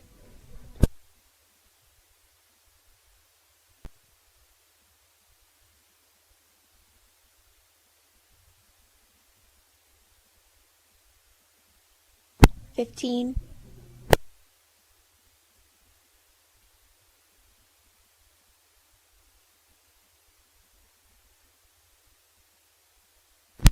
5. 3, 2, 1, go. Welcome back to halftime here at Watson Stadium. The Hobbs Eagles up big over the Wildcats, 33-0, as the Eagles taking on the Clovis squad, the second year in a row, first game of the season. In fact, prior to that, Hobbs had to go on the road twice during the COVID time as well, but finally get a home game here. It's been since 2018 the Eagles have hosted Clovis, of course, an arch rival matchup. And Coach, before we get to stats here in the next break, tell us a little bit about what you think the reason the Eagles are leading such at a big time, besides putting points on the scoreboard. Well, I think a lot of it has to do with, our systems in place. Year 4, we're just plug and play. Everybody knows what we're doing. There's no surprises. We have more athletes than they do right now, too. I think that's the biggest thing right off the bat. Clovis, you can tell that they're still ironing out their kinks and figuring out what they're doing. They're not all on the same page, and that's part of it. But, plain and simple, our athletes are playing better than their athletes. I know urgency on that last series. You're down 33-0. They just do a few dives up the middle. The last play, they just let the clock run out. Yeah, I mean, it was, like I said, it's a French play. It's like the French Army. You're just running up that white flag right there and just trying to get the surrender and trying to save some face. They were just trying to get off the field so they can go talk about it. Boy, stellar first half for Caden Trevino. He's had a total of 5 catches so far, a total of 69 yards, and so he's definitely a go-to guy. I mean, no surprise, though. We thought that he'd get a lot of double coverages, but he's still getting down the field. Yeah, he is, and a lot of it, was scheming. You could tell he was going to be wide open on the play. Coach recognized it, called the right play, and those are good things. Those are positive things. But it didn't matter who we gave the ball to. You look at the stats, you're seeing everybody's getting 8-10 yards a pop or more, and that is a sign that your offense is clicking on all cylinders. Hobbs marching band out of the field. And, of course, brand new band director, Rusty Crow, of course, went over to Texas, retired from Hobbs School District. Who's the new guy in charge? Well, that would be Brian Cheney. And Cheney was at Houston Junior High, very well regarded in the community. And, of course, Hobbs School's promoting from within, which is a great thing to do. I tell you what, I have heard such positive things about the band. Watched them today as they come through the hallways of the school, bringing up school spirit. It's great to have an awesome, strong band that supports your sports the way they do. So they're getting ready to set up for their show right now. We're at Watson Stadium. Your Eagles up 33-0 over the Clovis Wildcats. We're going to take another 3-minute break and come back live with more Hobbs Eagle halftime show on Cool 95.7 on the internet on our YouTube Hobbs Sports page. You're clear.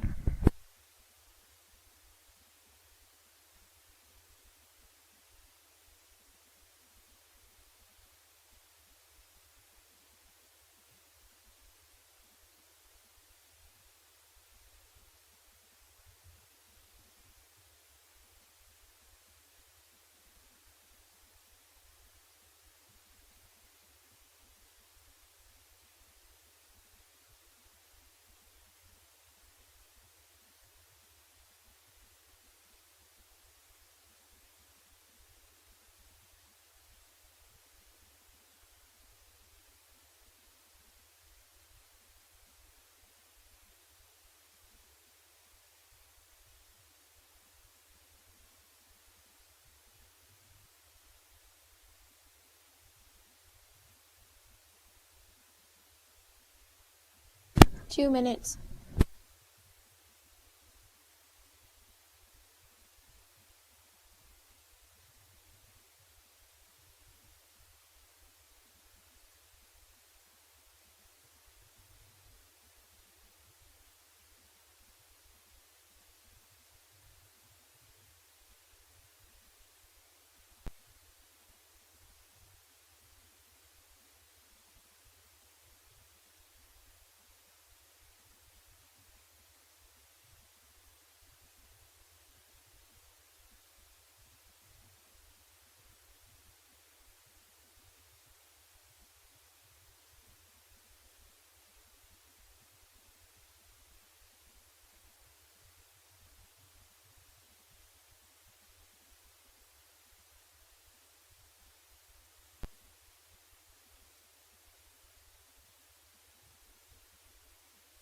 1 minute.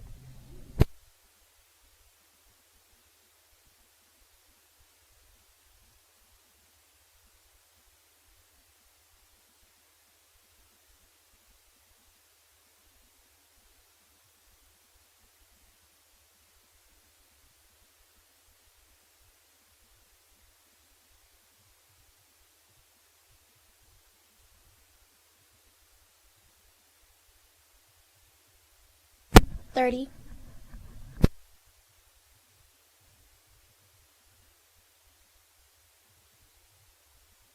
One more minute, please.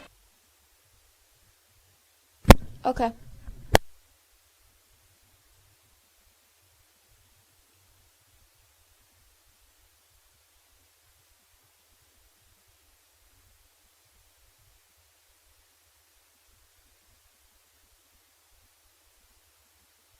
One minute.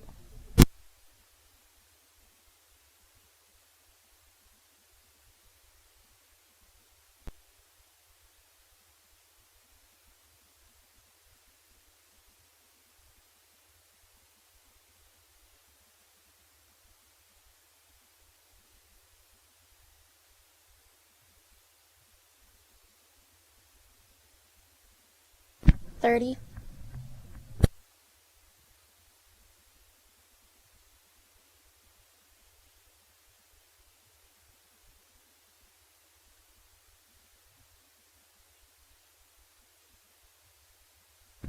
$15.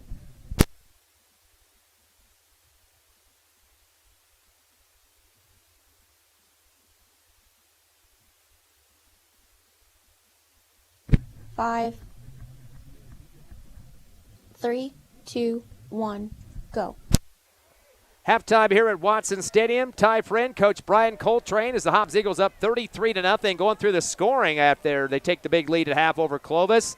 Eagles open up the game, Coach, an 89-yard kickoff return. Of course, the man we've been talking about all throughout this ball game and coming into the contest as well, Caden Trevino, the man that does the starburst, fakes the handoff, then comes around the left up the sideline for the first score, 7-0 early. Second series, Eagles get a 1-yard run from Argot, the quarterback, making it 13-0 after a missed PAT. Second quarter, 3 scores for the Eagles, a 4-yard run for Argot, so back-to-back touchdowns for him. 20-0 to score at that point with 9:08 left second quarter. Van Landingham gets a 45-yard run, making it 27-0 in the second, and then finally a 51-yard run or pass play to Hawkes, as Hawkes goes up 33-0 for the Hobbs Eagles. So a big, big lead for the Eagles, coming off some 2 touchdowns in the first quarter and 3 in the second. If you take a look at the numbers of the Eagles, first of all, in the rushing department, Argot, 7 rushes for 36 yards. He had a long of 17. Also 2 touchdown runs of 4 and 1 yard. Another run of 12 yards. So definitely a good game for him at the QB position. He was a JV quarterback last year, his first start of the season in this one. Baeza with 1 carry for 2 yards, and Trevino 1 carry for 4 yards. And, of course, I mentioned Van Landingham with that big carry for 45 yards and the touchdown. So far, 4 ball carriers for the Eagles.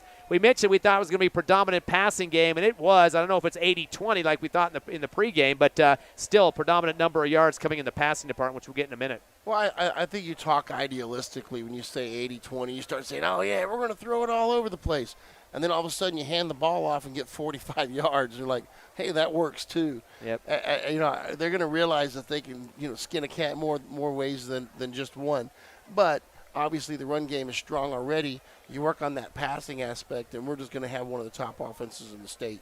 Now let's switch over to that pass right now. We mentioned Caden Trevino, 5 catches for 69 yards. There hasn't been a touchdown catch for him yet, but he's getting ready to get one pretty soon. You can just feel it coming. Hawkes did get a pass play for a touchdown, 1 catch for 51 yards and a score. Baeza picked up a catch for 12, and Van Landingham had one for 9 yards. Those were the 5 receivers with positive yardage. 1 was minus for Armandaris, 1 for -4. Total of 137 yards in the passing game on a total of 9 completions in the first half for Argot. So 137 pass, 87 on the run for 224 yards in the first half. Eagles been penalized 3 times for 35 yards, 2 15-yarders as part of that, and a total of 7 first downs in the first half. That's just a solid performance right there. You can't find anything to criticize.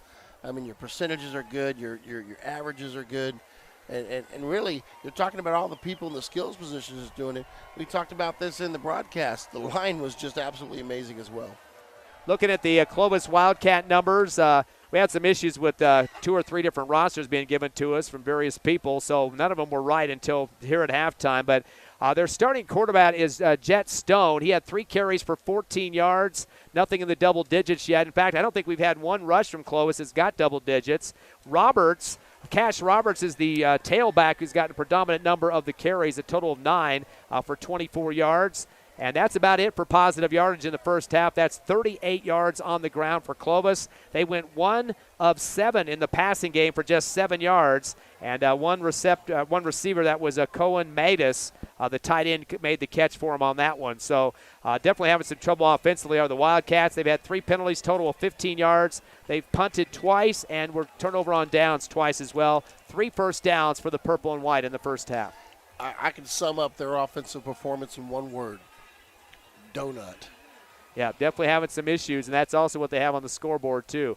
Looks like the Eagles coming through the tunnel now. We're down to about probably another 3 minutes here as they're going to add that to the clock as it expires, the warm-up time. We'll take that 2.5-minute break and come back as the Eagles lead over Clovis 33-0 at the half. Back here in 3 minutes.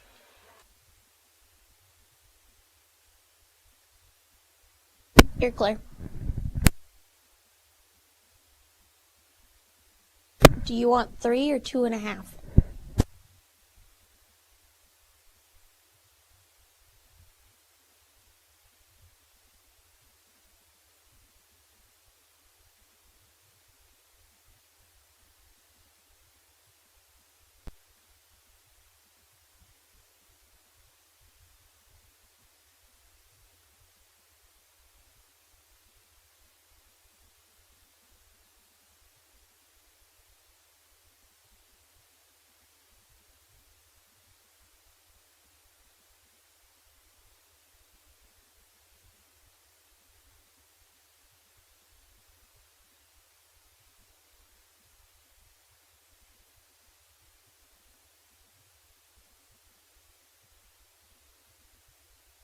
Two minutes.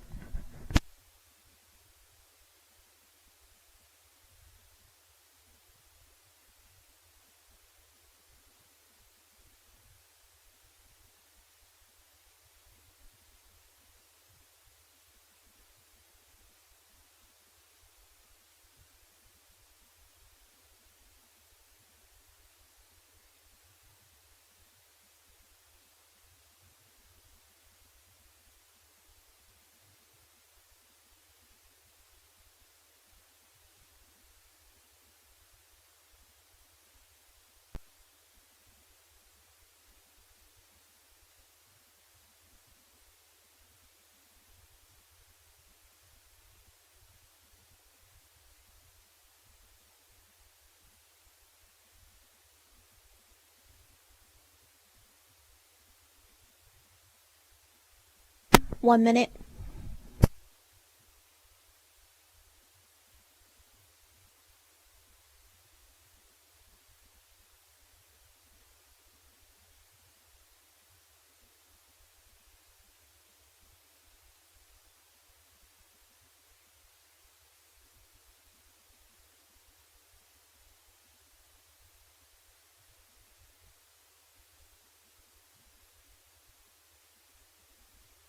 $30.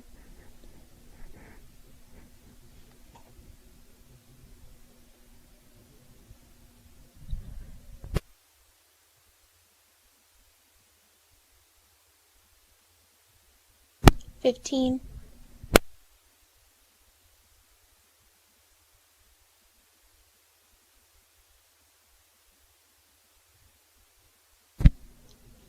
Three, two, one, go. Back live with Hobbs Eagle football on Cool 95.7 on the web, on YouTube, on the Hobbs Sports page. Ty Friend and Coach Brian Coltrane with you. Tiffany Stuber back at the station. Eagles up 33-0 over the Clovis Wildcats to start the 2022 season. Is this a good tune-up game for the Artesia matchup next week here at home? I think so. Clovis does have some athletes. It's not as if they're like completely overmatched. I just think that we're much better. I mean, this is a squad that's showing a lot more consistency than the past, and I really love what I'm seeing today. How do you feel about the Hobbs Eagle District? You got Las Cruces High that went all the way to the finals. You got other squads in there. You got Centennial, Oregon Mountain, which Eagles took care of last year. Alamogordo added the mix, so. You know, to me, that district is going to be a great test. I mean, we all know the big dogs are up there in Rio Rancho right now, but Cruces isn't far behind. Hobbs will kick off here in the second half, 33-0. Now, they're 2 points away from Mercy Roll, which would keep the clock running. That would be on out of bounds and incomplete, stuff like that. But Clovis will get the ball back first with this offensive possession here.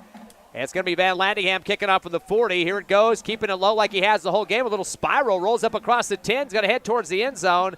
And looks like Clovis is going to back off and allow it to roll into the end zone on the automatic touchback and take it at the 20-yard line. So not very good field position. They've had a couple of times near the 30, though, which isn't horrible. But they haven't done much extension past the half field line. Maybe I think they got into Hobbs territory once or twice, but no threats downfield. As a defensive coordinator, I would take this every day of the week and twice on Sunday. I mean, 25, that's the best starting place we've had defensively against them all game. I mean, this is perfect. And kicking deep, I think, is very important.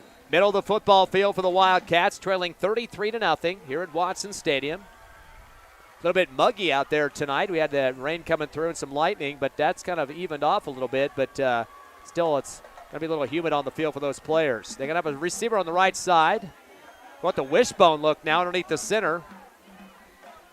And they go with the handoff to the front man, and he's up across the 25, gets about a 2-yard on the fall forward. And at this point, Clovis is going to go back to its bread and butter. They're going to go back to just trying to play grinded-out football because you don't want to get fancy. Obviously, you're not running your plays perfectly, so you go back to practicing them, and you start treating this second half like a practice. That was Roberts. Cash Roberts got a carry for 3, 7 carries for 27 for him, make it 8 carries. Second down and 3 now for the Wildcats at their own 23 to make it the 27-yard line. Back to the wishbone again, so a new formation for the Wildcats in the second half. Going to fake it on the option on the right to the 25, and a great read for the Eagles back at the original line of scrimmage, and they upend the man that got the flip on that right side.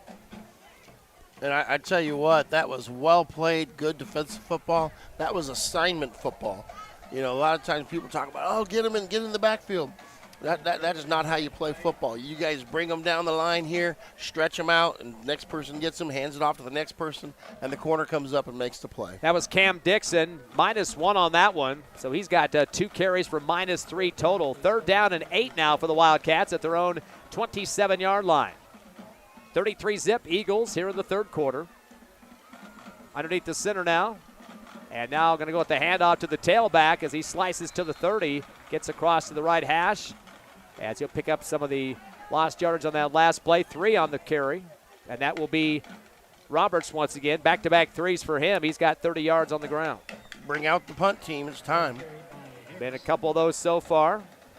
One time the punt went over the head of the snap went over the head of the punter and had to chase himself around a little bit there and still got dropped, and Eagles went on to score after that. Yeah. And then, of course, you had Armandias that had a big return, but it got called back. Snap a little low. Kick will be from the 20. A shank off the foot. It's going to take a roll at the 50. And Hobbs Eagles getting away from that one as it rolls to the 48 of their side as it's picked up for the Wildcats and stopped down by Quentin Williams. And Eagles going to be near midfield and would like to get that mercy roll point production on the scoreboard. Only need 2 at this point. That's not going to what you're going to get on offense. It's going to be more than 2 if they score. But keep the clock running and get this game done early as they get ready for Artesia next week. Yeah, you want to get out with a nice, healthy win. I mean, get out of here without any injuries at all. 1st and 10 for the Eagles at their own 48-yard line near the right hash. Team's looking at the sideline now for Coach Stevens in the call. It was the 3rd punt of the game, by the way, for the Wildcats. Trips left, receiver right. Argot back in shotgun as a man with him on the right shoulder. Bring a man in motion left to right. That's Trevino. Go with the fake handoff around the right end. Argot 50 with a stutter step, 45. Clovis territory. Takes on another defender head on out to the 40, and maybe even more than that. That's going to be 14 yards for Argot. You got to love it when you get 12 yards and then your quarterback trucks their safety. That's going to be a total of 50 on the ground for Argot on 8 carries. Move the chains for the 8th time in the ball game. Question is, when you're doing the game film, do you give him credit for a pancake on that? He's sure flattening him with that roller on top of his head there. 1st and 10 from the 38-yard line. Twins right and left. Argot back and shot again. He'll hand the football left to the angle to the 35, 30, cut back up the middle to the 25 and to the 23-yard line. Another first down pickup. Going to be 15 on that one for Baeza. And I tell you what, Baeza's that's kind of like old Emmitt Smith. Once he hits that hole, he keeps them feet moving, and he just eats up yardage for you. 15 on that one. Second 2 carries for 17 yards. 9 first downs for the Eagles. Now at the 25 of the Wildcats, the 24.5 to be exact. Argot with the double receivers right and left, fakes the handoff, stays in the pocket. Now he's going to turn and fire. Post route down the middle, just 1 yard ahead of his receiver, middle of the end zone. Almost through the middle of the uprights that time of the field goal post. Intended for Ethan Van Landingham, and Van Landingham just kind of split the safety in the corner there, found that seam, and just was a step behind the ball. Ortega was out there as well, so a couple receivers trying to get out in the end zone for Hobbs. And he'll back it up down again to the 24.5-yard line, bringing up a 2nd down and 10. Eagles are 9 of 14 in the passing game. Argot has one man with him in the backfield. Twins right and left. Takes the snap, stays right where it's at. Come back on the far sideline, catch is made, and heading to the outside to the close to the first down marker. That time it was Ortega who makes the snag on that far left sideline. He's going to get 7 on that one. And, Clovis is trying to counter our spread offense by running a what they call a 3-3 stack defense. And you have 3 down linemen and 3 linebackers, and you actually bring almost everybody on a blitz every play. You may drop 1 linebacker back, but you're bringing 2 bodies plus the 3 that are down every play on different types of twists and blitz. 3rd down and 4 now from the 19 for the Eagles. Left hash, split backfield formation with the shotgun. Little flick to the left side, coming around the end. Baeza breaks the tackle, 15, 10. Gets the first down, plus he'll get 6 on that one to move the chains for the Eagles. Other than the drop fumble that he had in the backfield, when do you remember a bad play that the Eagles had where it just didn't look good and we went backwards? I just don't remember any. And now they're definitely knocking on the door here at the 9-yard line of the Wildcats. That's the 10th first down. Baeza with 3 carries for 23 now. Twins right and receiver left for the Eagles. Split formation backfield. And Argot back with his 2 backs. Now they're going to shift 1 to the left side. And that was Ethan Van Landingham to make it Twins left. Hand off to the right. Misdirection. No, it's taken up the middle by Argot. He heads to the goal line. Shaking and baking. He's close to scoring. Did he break the plane? We'll have to wait and see. But about an 8-yard pickup. I'm going to say his knee went down about the half. Make it the 1-yard line. So 8 for Argot, almost in the end zone. I mean, just seeing that misdirection. When he rides that stomach and he's holding the ball with Baeza's stomach the whole way, and you don't know who's going to get it, those linebackers have to stay. And if they're not cross-reading and trying to come fill holes by reading the guards, there's nothing that they can do. I mean, they're just basically helpless because they don't know who's going to get the ball. 9 carries, 58 yards for Argot on the ground. 2nd down now and goal from about the 1-yard line. Split formation backfield, handoff up the middle, diving across the line, and we're waiting for the score signal, and it's good. 1-yard touchdown run for the Eagles. That was Ethan Van Landingham for the score, as that will put the 39th point on the board for the Hobbs Eagles. And here you are, 39-0. Clock's going to be rolling. Everybody's partying up here. The band is playing loud. The student section into it. This is Hobbs football, folks. As we wait the PAT, had a few bobbles on some low snaps earlier in the game, but Van Landingham will come on to do the kicking chore again and kicks it inside the right upright for the score. 8:03 remaining here in the 3rd. The clock's going to continue to run for the mercy roll very shortly as they get the change of possession. 40-0. 35's the mercy roll, 45 plus. As we go to the break, 30 seconds, and we're back live on the Hobbs Eagle Network. You're clear.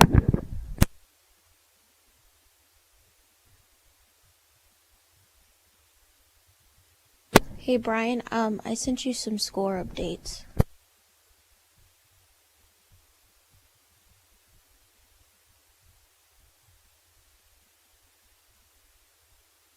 Thank you. 5, 3, 2, 1, go.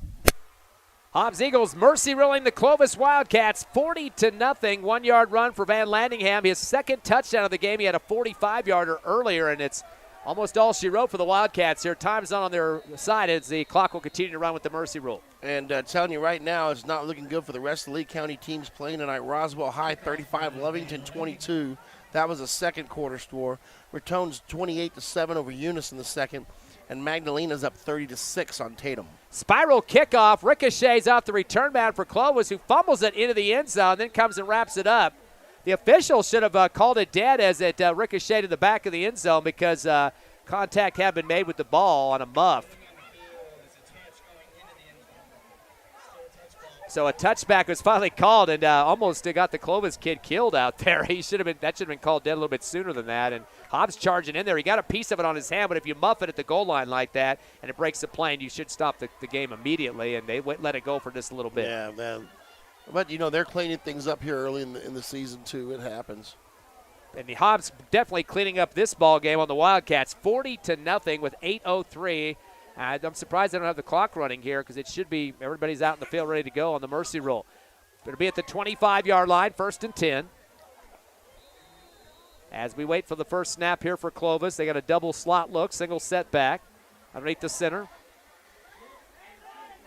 Got to go with the handoff angle right, heading outside is the guy we've been talking about mostly in the running game for Clovis. That's Roberts. And he gets out across the 30 as he'll pick up 6 yards on that carry. Roberts now with a total of 36 yards on 10 carries, 2nd down and 4. And again, no urgency in that offense as they're just letting that clock continue to eat away. Well, I don't think you're going to have urgency when you trail by 40 and you're getting dominated. At that point, you want the clock to run. You're trying to just get out of here right now. 2nd down and 4 now for the Wildcats at the right hash 31-yard line. Stone underneath the center. Has a few words for his single setback with a double slot again. Receiver left. Got out of that wishbone offense we saw earlier. Fake the handoff, back to pass. Rolling right is Stone to the far sideline. Turns and fires. And it's intercepted at the mid-stripe to the 40. 35 into Clovis territory at the 32. So a pickoff, INT. Jordan Chisholm was just waiting on that. He sat back there and read it like a center fielder, cleared it, and took it about 20 yards the other way. So Chisholm with his first INT and for the team this season, of course, playing the safety position for the Eagles, returning starter for Hobbs. Eagles have the ball once again now at the Clovis 33 on the left hash, knocking on the door, and they're starting to get close to 50. That would be game over, Coach. Yeah, and Coach is bringing in some subs here. We're starting to see a completely different offense on the field. Hobbs looking to the sideline now to get their call from Coach Stevens in his 4th season. I think it's Owen Calloway at quarterback right now. Yep, back up, have him in class at Hobbs High. He's going to hand it off around the right end of the 35-30, and that's going to be about a 4-yard pickup for the Eagles in the hands of Saul Armendariz, his first carry of the ball game. That's going to be a 6-yard pickup for Armendariz, excuse me. Actually going to say more like, looks like 4. They only give him 4. He went down a little bit sooner. Yeah, and 2nd and 6, we'll take 4 yards and chains moving a little bit here. 2nd down and 6 now from the 29 of the Wildcats, right hash. Fake the handoff. Here comes Callaway, tries to head outside. 30, breaks a tackle up the near sideline, tiptoes out to the 22 for the first down. So he's going to get a total there, looks like 9 yards for Callaway for his first carry of the 2022 season. And there it is, another first down for the Eagles. And it don't matter if you're playing your 1s or 2s, they're moving the ball too. So Callaway, the backup quarterback, coach getting a chance to play some other people here with game pretty much in hand. Owen Callaway, the junior quarterback. Maybe they'll give him a chance to throw here. Actually gave him a first down on that too, a 10-yard pickup.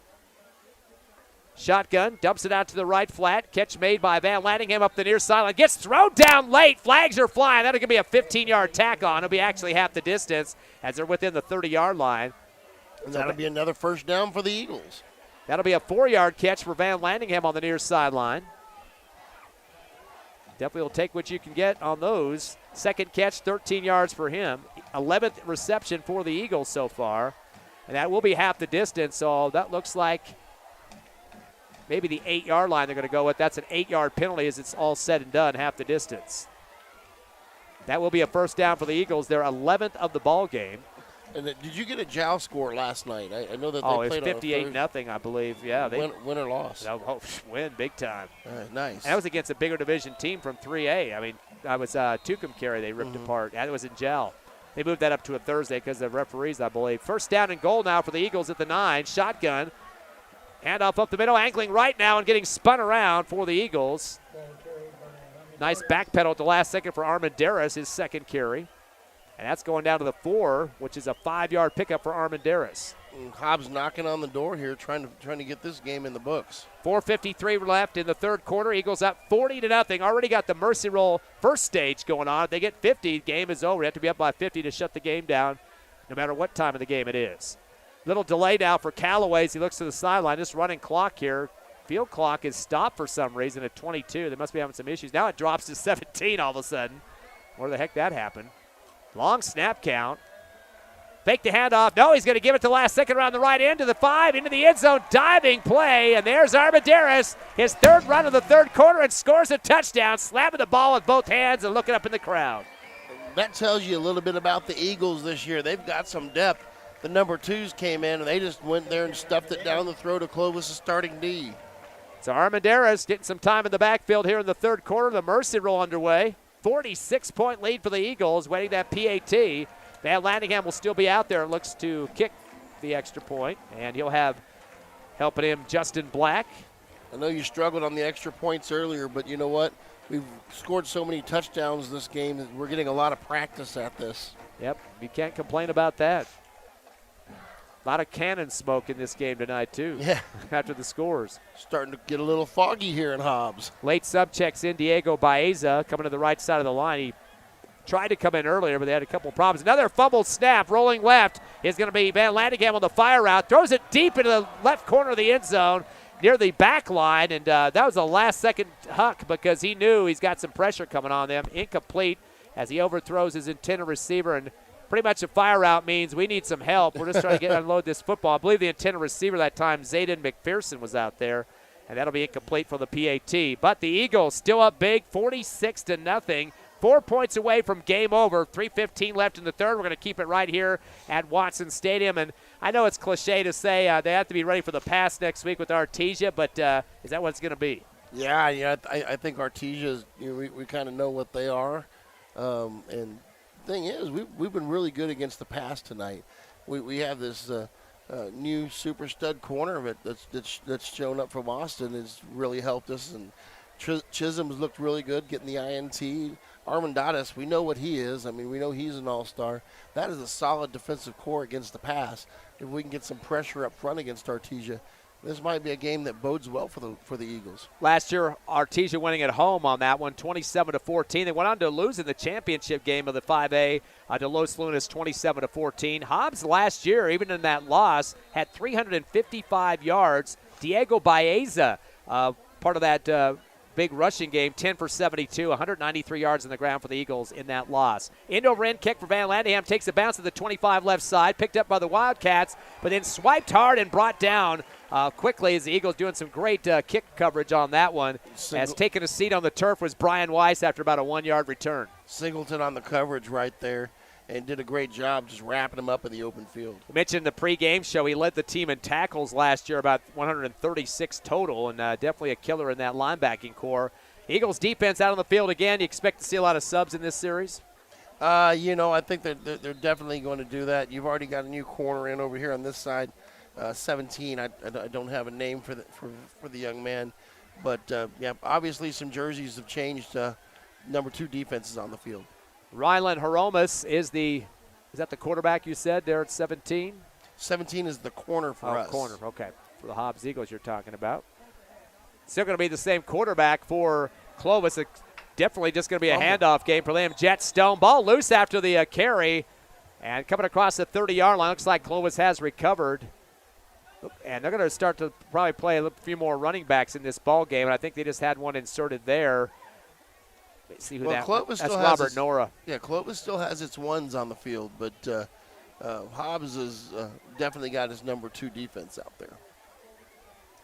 It looks like number 9, but he's down as a tight end in their lineup here. He's but, the one that recovered the fumble. Yeah, so I believe that was Robert Nora, the carrier on that one. So they're going to give him, just on the forward progress, looks like a total of 6 yards for Nora. Brings up a 2nd and 4 now from the 31-yard line of the Wildcats. And we got a whistle before the snap. It looks like timeout going to be called out on the field for the Wildcats. They want to discuss the opportunity to try to get a score here. 1:52 left here in the third. Hobbs up 46-0, 4 points away from game over in the Mercy Roll. Back in 30 seconds here on Cool 95.7 and on the internet, YouTube, the Hobbs Sports page. You're clear.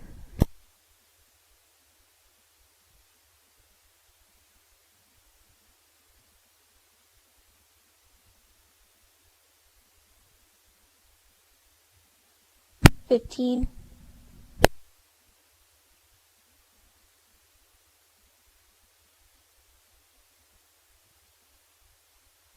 $5, 3, 2, 1, go. Welcome back to Watson Stadium. 46-0, your score here. 1:52 on the clock in the third quarter. Here's the voice of the Hobbs Eagles, Ty Friend. Game almost in the books for Hobbs fans here. They'll have another home game next week. We mentioned with Artesia, 7 o'clock kickoff, 6:45 pregame here on Cool 95.7 on the internet, YouTube, the Hobbs Sports page. 1:52 left third quarter, 46-0 Eagles. The clock is running now after the timeout. Ball at the 31 of the Wildcats, left hash. Man in motion left to right. They're going to pitch to him. He's going to head outside. That's Brian Weiss. Tries to cut it back up the middle, and there's a swarm of a pile there. The Hobbs Eagles, nothing doing on that carry. A -1 for Brian Weiss. Good job by the defense stringing it out there and then coming up and making the play. So the running game is going to continue. They have not attempted a pass in the second half, has Clovis. They're 1 of 7 in the passing game from the first half for 7 yards, but not anything else attempted here in the second. You'd think a team that would try to get back in a ball game would try to open up their offense just a little bit, but not the case for the Wildcats. And they have got in their district this year, Santa Fe, Albuquerque High, Capital, and Los Lunas, who won the state championship last year over Artesia. Yeah, the rest of that, I don't think they're as strong as you think, but yeah, Los Lunas is usually pretty good. But they're moving up in a division, so that's going to be a little bit different. Fakes the handoff, does Stone. He's going to fire the fade over the near sideline. Caught at the 40, trying to spin and move up is Weiss, and gets out to the 43-yard line, and that's going to move the chains. Yeah, a nice little throw and catch right there by Clovis. That's Weiss's first catch for 17 yards. Second catch of the game for the Wildcats. They're 2 of 8 in the passing game for 24 yards. 1st and 10 now from the 43-yard line, still in their own territory on the left hash. Clock is not their ally, though, for the purple and white. With 20 seconds left here in the third, Hobbs up 46-0. Back up to the line of scrimmage come the Wildcats. That was their 4th first down of the ball game. All looking to the sideline now. Coach is about 10 yards on the field making the call over there. We mentioned that he was a former Lovington graduate and also coaching in Belen, Socorro, Eastern New Mexico. Clock's going to run out here in the third quarter. 46-0, your Hobbs Eagles leading the Wildcats. Could be their 2nd win in a row since 2000. And definitely a good thing to do against an arch rival. We'll be back in 60 seconds live on the Hobbs Eagle Network. You're clear.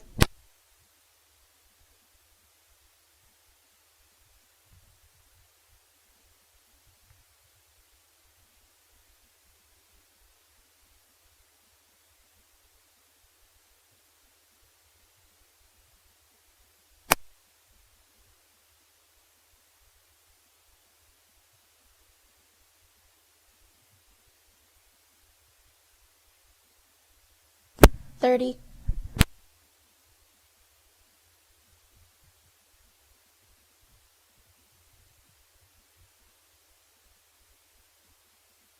$15.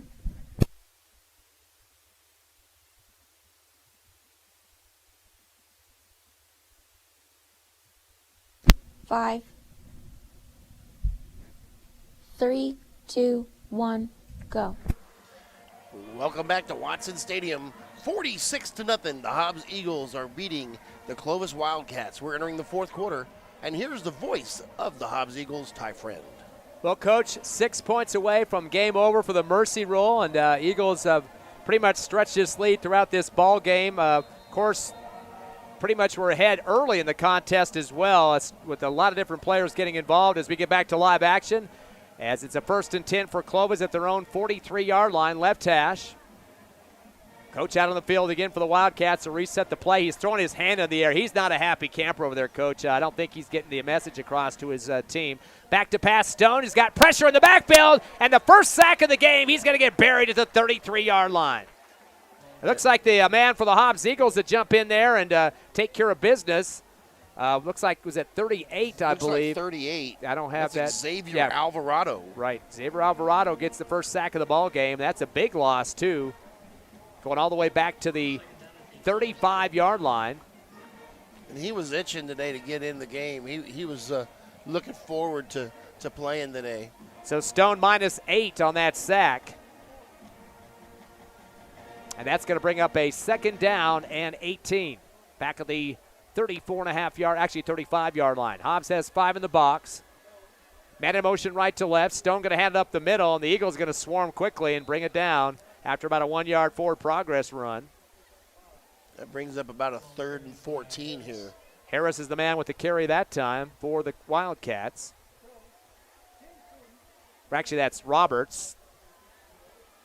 Can't listen to the PA now, so they got the old roster from 2 times back, and we've got the 4th roster we've gotten tonight, and they had to actually deliver it from the Clovis Booster Club. And so we had to go to the Clovis Radio. They didn't have the right roster either. Everything's been screwed up. Hobbs roster wrong, so we're trying to do our best and don't want to make excuses here. But yeah, one of the Clovis players was 4 years old on the roster of Max Preps. They're down at 13. Stone going to air it out over the shoulder at the 40 on the far sideline, but it bounces off the pads of the Wildcats. He had a couple black and golds on him, too, out there, but could not come down with the catch in Hobbs territory and got around his defenders a little bit and bounced off his shoulder pad. I'm trying to get the number for the new safety there for Hobbs. I'm trying to think it maybe 12 out there. Not certain, but it's obvious we're going into a punt formation for Clovis, and they don't know who's returning because the twos don't usually rep punt returns. Pass was intended for Robert Nora for the Wildcats. And they've only completed 2 passes for 24 yards, 2 of 9 in the passing game. Only 1 attempt in the second half, and that was a completion. Yeah, now they've got people back. There we go. Eagles will send 2 back to about the 35. Good snap. Here's the punt from the 28-yard line. It's a high one. Spiral, too. Nice kick. Takes a bounce at the 25. Eagles is going to say, nope, I'm not going to even try for that one. Getting away from it was Bryson Avila. Rolls out to the 12, and the Wildcats have 7 guys out there to tap it down. And that was a smart choice by Avila right there. You know, when you're not out there taking punt return reps often and you're not even sure where you're supposed to be in formation, you don't try to field that with pressure coming. Just let it go. Smart play. And he's the one that had the coverage on the previous play before that as well. You think Hobbs will be kind of conservative here? I mean, the clock's going to run with the mercy roll, but do you want to put this in the books and get a touchdown to finish it up at a 50-plus? Go down the field, get it done. This will be the first time the Eagles have won back-to-back in terms of their rival here, the Clovis Wildcats. Highest scoring game against Clovis as well, thanks to Jason Farmer from the Hobbs News Sun for some of those updates. A spin around on the handoff, just running some clock here for the Hobbs Eagles. That's Armendariz again, getting a lot of touches here late in the ball game. 5, let's see, make that 3 yards for Armendariz. That's his 4th carry for 17 yards. He had a touchdown of 5 yards. Hobbs still going with the hurry-up offense, though, Coach. Yeah, I mean, that's just the offense that we use. But they're doing a lot of check with me's where quarterback, gets them set up, looks to the sideline, waits for it. We're running clock. We're not actually trying to run no huddle. 2nd down and 7, and Clovis going to call a timeout on the defense. Should also mention, too, Jason Farmer reminded me, too, that these 2 teams, the Hobbs Eagles, have never had back-to-back shutout wins over the Wildcats. 21-0, of course, last year, and we're looking to see what the final's going to be here right now, 44 or make it 46-0. Yeah, we've done a good job keeping them out of the end zone, and that's a risk you run when you put your subs in. They're obviously backing up for a reason because they're still learning, they're still growing. A lot of them are younger kids. But they come out and show that they've got some spunk. They've done a great job. I've been really impressed with our twos since they've been in the game. Of course, with this win tonight, maybe a shutout looking like that. 31-0 was the last time they had a shutout past last year. 31-0 back in 1970, my birth year. Hey, there you go, yeah. And I would have thought that was much older than that. Okay. You got your barb in there. We mentioned walked right into that. Update scores here. We had the last one we had from second quarter. Roswell was up 35-22 over the Wildcats. We'll try to get an update on that. It's on our sister station. Eunice being blasted by Raton, 28-7, and Magdalena in the first quarter, 30-6 over Tatum. Shotgun to Callaway, hands it off right angle and falling forward and kind of slipping through to the 20-yard line. Be about a 4-yard pickup. Armendariz again. That's going to be 4 yards for Armendariz. And that'll be a third down and long 2 now for the Eagles. Not taking quick snaps on this one. Just want that clock to run on the mercy roll. 7:57 left here in the fourth. Hobbs up 46-0 over Clovis. Third down and 2.5 from the 19. On the right hash, shotgun, Callaway. Fakes a handoff, and he gets stood straight up, and he's going to meet a wall there as the Wildcats come in and collapse on top of him. Little hesitation there. I'm not sure he's waiting for somebody else to come back and get it or what he's doing on that one. But he stuck it in the belly of Armendariz and rode it. I think he was expecting Armendariz to keep it, but unfortunately, it just didn't happen there. So we got to bring the punt squad out. So a loss of 2 yards, make it 3 on the play. And this will be the first punt of the ball game for the Eagles. So done a good job of moving the ball up the field. A couple late subs coming in for Hobbs. Yeah, the first teamers are back on there for the punt coverage. Again, clock continues to run here, so there's no urgency, except they have only 8 seconds on the field clock, which keeps stalling at several points in this game. It's right now stopped at 9, been there for about 5-10 seconds now. And the officials are going to throw the flag anyway. The back judge, who's supposed to keep time of the clock just to make sure, is saying, no, that's not still 9. It's still stuck on it right now. That'll be a 5-yard penalty for the Eagles on the delay. Yeah, and that's what happens sometimes in these games. You have your first-team punt squad. A lot of times you just have a backup for a position. So you bring your second-teamers out, or your first-teamers are on the bench thinking they're done. You call for your first-team punt squad, and people aren't paying attention as well as they should. Don't get on the field. 6:50 left here in the ball game, fourth quarter. Man in motion, left to right for the Eagles. That's Isaac Flanagan. He's also a cornerback. Ball rolled across the middle of the end zone, but picked up and a punt away. Bounces at the 40 of the Eagles, takes a Hobbs roll towards midfield. It's going to fortunately start bouncing the other way, but pull down for the Eagles. On the coverage for Hobbs was Saul Armendariz, and boy, that kid's all over the place here fourth quarter. Yeah, we've said his name a lot, and I tell you what, I learned about Saul from Diego Baeza. He was saying, oh man, Saul's going to get a lot of these reps. He's good, coach. He's good. He was telling me how good he thought Saul Armendariz is, and that's Diego Baeza, who's good in his own right. And speaking of good, the Hobbs Eagles up 46-0 right now. I don't think anybody's questioning that. This is definitely a dominant Hobbs win over this Clovis squad. And boy, Wildcats kind of playing into their cards too. I mean, they're kind of the slow, repetitious offense, no urgency, no chances for passes whatsoever. Just 2 of 9 so far. One attempt in the first, one completion first half, one in the second half. Double slot look. And Stone going to hand off left to right, trying to spin close to the 40-yard line. That's going to get another 8, make it 7 for the Wildcats into Hobbs Eagle territory. Looks like their ball carrier is also coming up a little late, a little gimpy there. Yeah, that little double G action. You're pulling both guards there, taking a little stutter step in the back, follows the second guard through the hole, and just a little double G dive right there. That was Fuller, and he's going to get 6 yards. They're going to give him on that one. Second carry for 6 total. Don't forget, next week we'll be on the air 6:45 with the pregame against Artesia here at Watson Stadium. Kickoff at 7. Hobbs versus the Bulldogs. Second down and 4 now for the Wildcats at the Eagle 44-yard line. Make it the 43. Our traditional snap, handoff, going to the left hash. And continued running some clock, 2 yards on that one. Not enough for the first down. Eagles swooping in there quickly. 3rd and 1. Hobbs still making substitutions. Number 62 enters the field and places another player. Man on the play for the Eagles that time, Luis Gonzalez. So Roberts getting 2 yards to make it 3rd down and about a half a yard to go at the Eagle 39-yard line. Again, subs are taking their time jogging on the field for Clovis. 2 of them coming in that time with the clock running at 4:48 in the ball game, and Hobbs up 46-0. Double slot, single setback. Stone underneath the center. Puts a man in motion right to left. Gives it to the tailback up the gut. He's dragging guys with him and has enough for the first down. The forward progress. Gets 2 on the carry. And that is going to be Roberts to move the chains for the Wildcats. Their 5th first down here in the ball game. Yeah, and you know, they get used 3 downs to get the first down, but they burned about 2 minutes off that clock because they're not moving too quick, and the clock's not going to stop for anything. Ball at the 37 on the left hash. 1st and 10 for the Wildcats.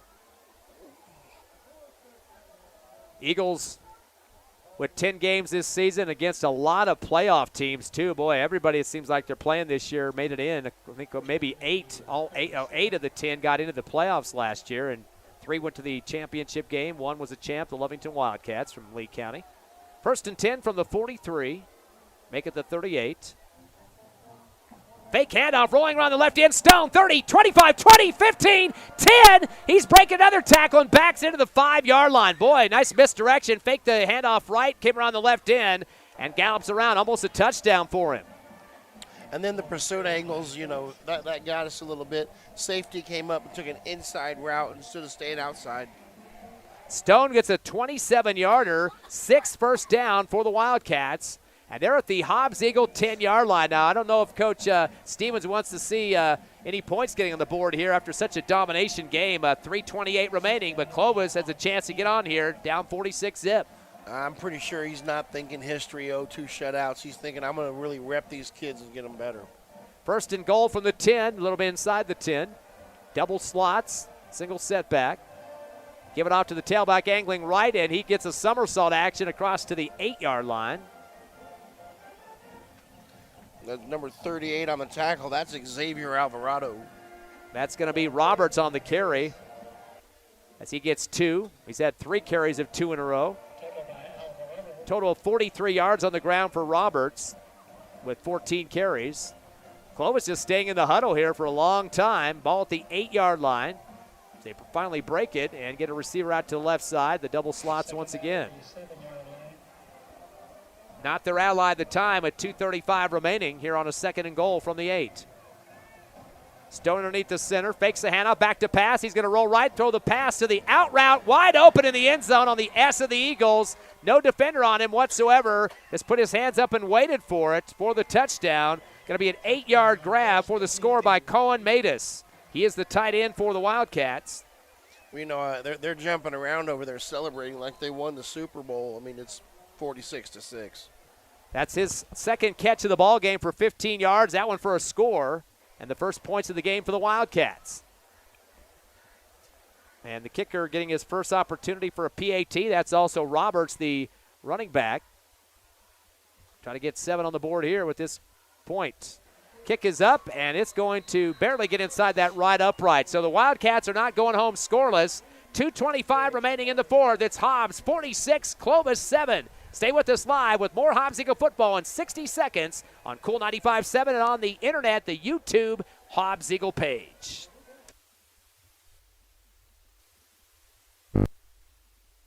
You're clear.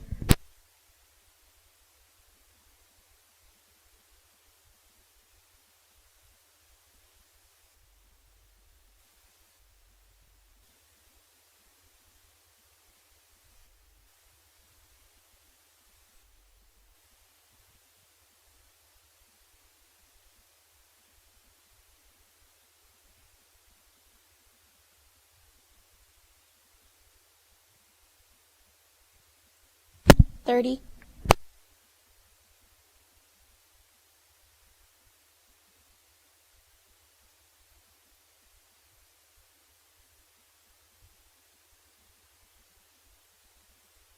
$15.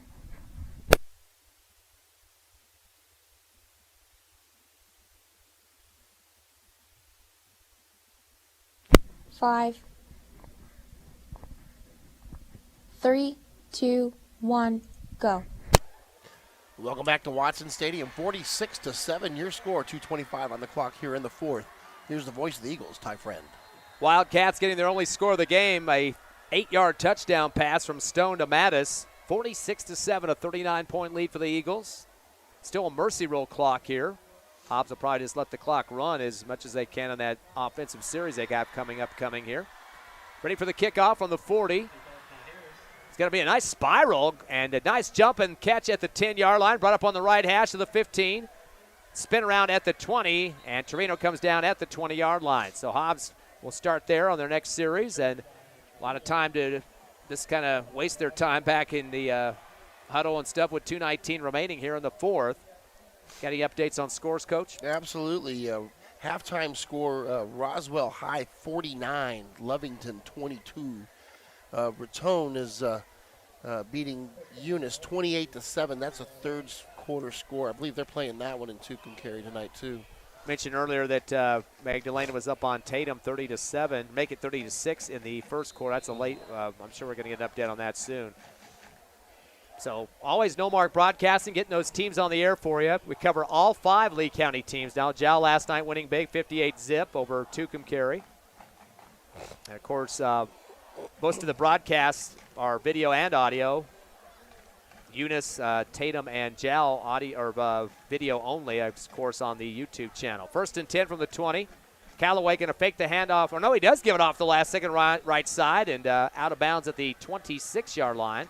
6-yard pickup for the Eagles on the run. Trying to get a number on that one. Looked like 21, but yeah, that's not Baeza. Nope. Are we carrying more than 121? No, you're not supposed to. That's illegal, but is it 81? It's hard to see from this angle. I think it is. Is it sure it's not Baeza? No, it may be 81 over there. Yep, it is a scrunched up number. I hate when those numbers wad up there. And unfortunately, I don't think we have an 81 on our roster tonight, so that's the mystery man. Hate having to say that, but it's the truth. Another handoff coming around the right end.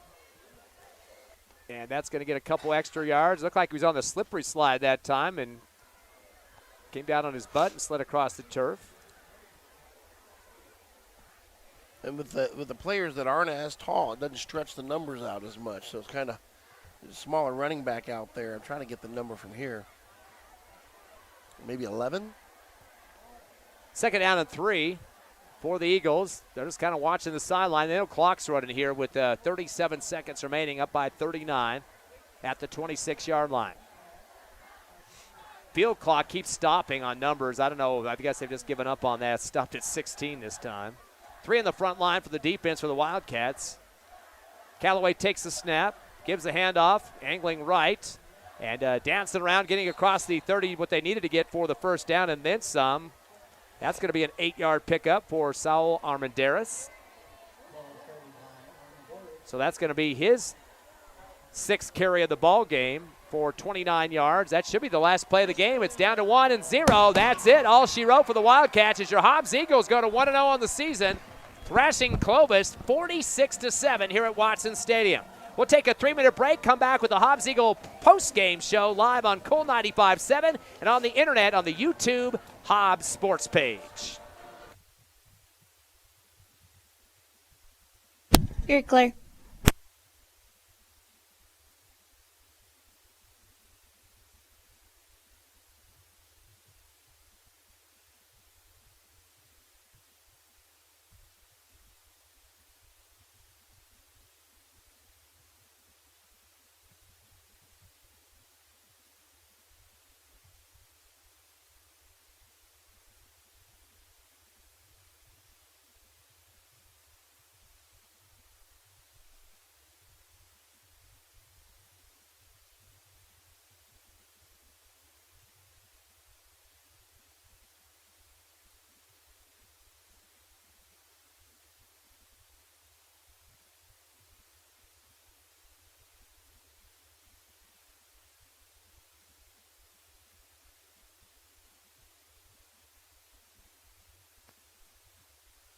Two minutes.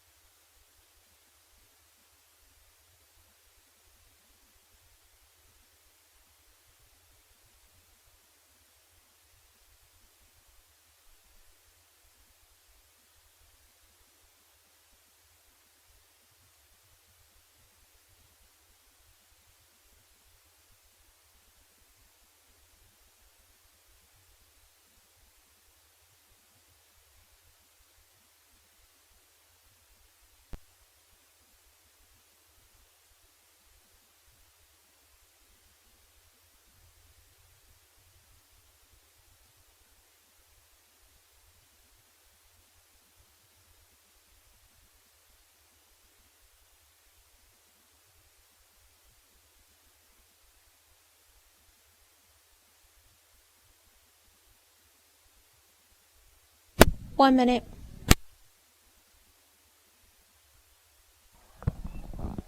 Please add another minute.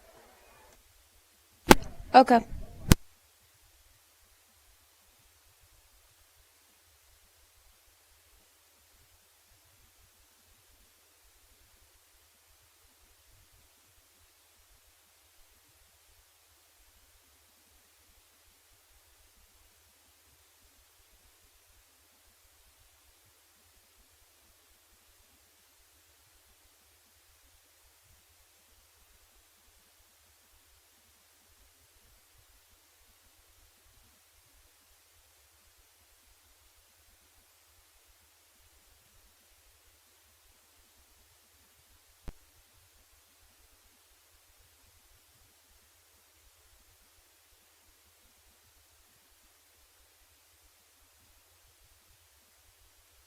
One minute.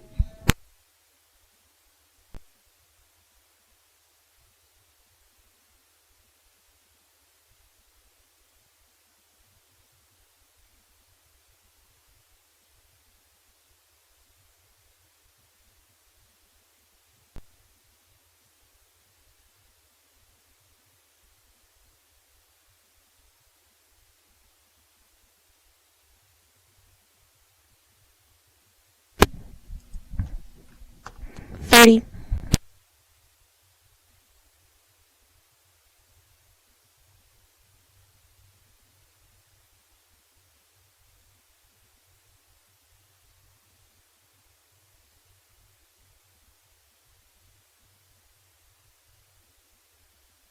10.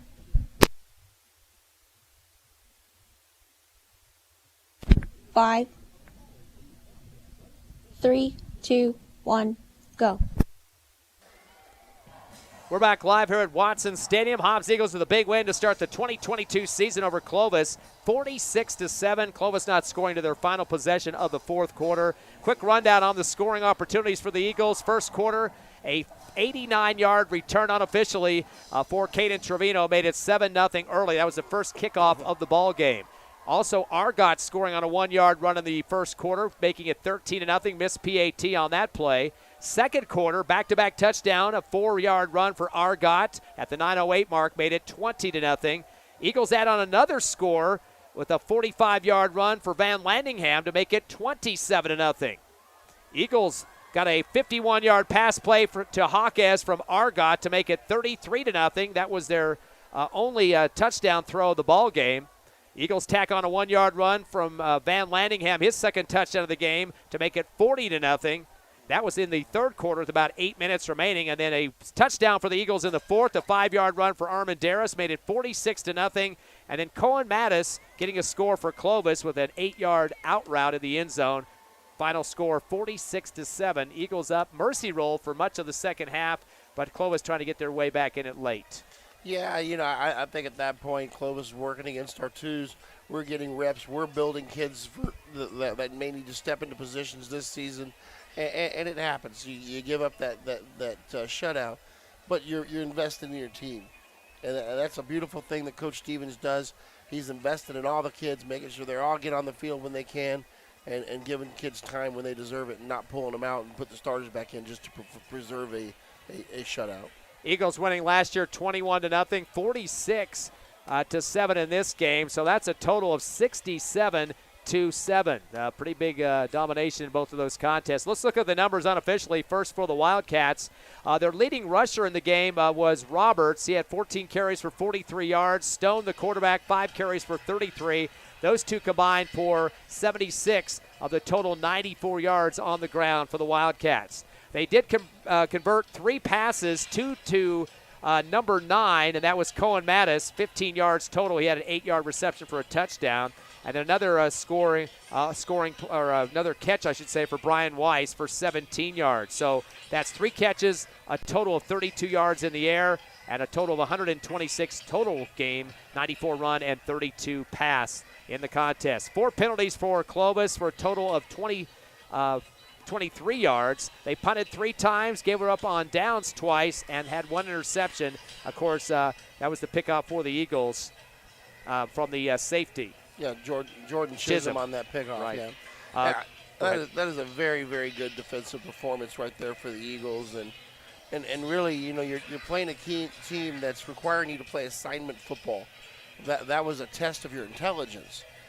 When you have a team that runs that style of offense, you have to make sure you're staying in your gaps, that you're not just chasing the ball and everything else. It was really good for the Eagles to have a team like that right off the bat.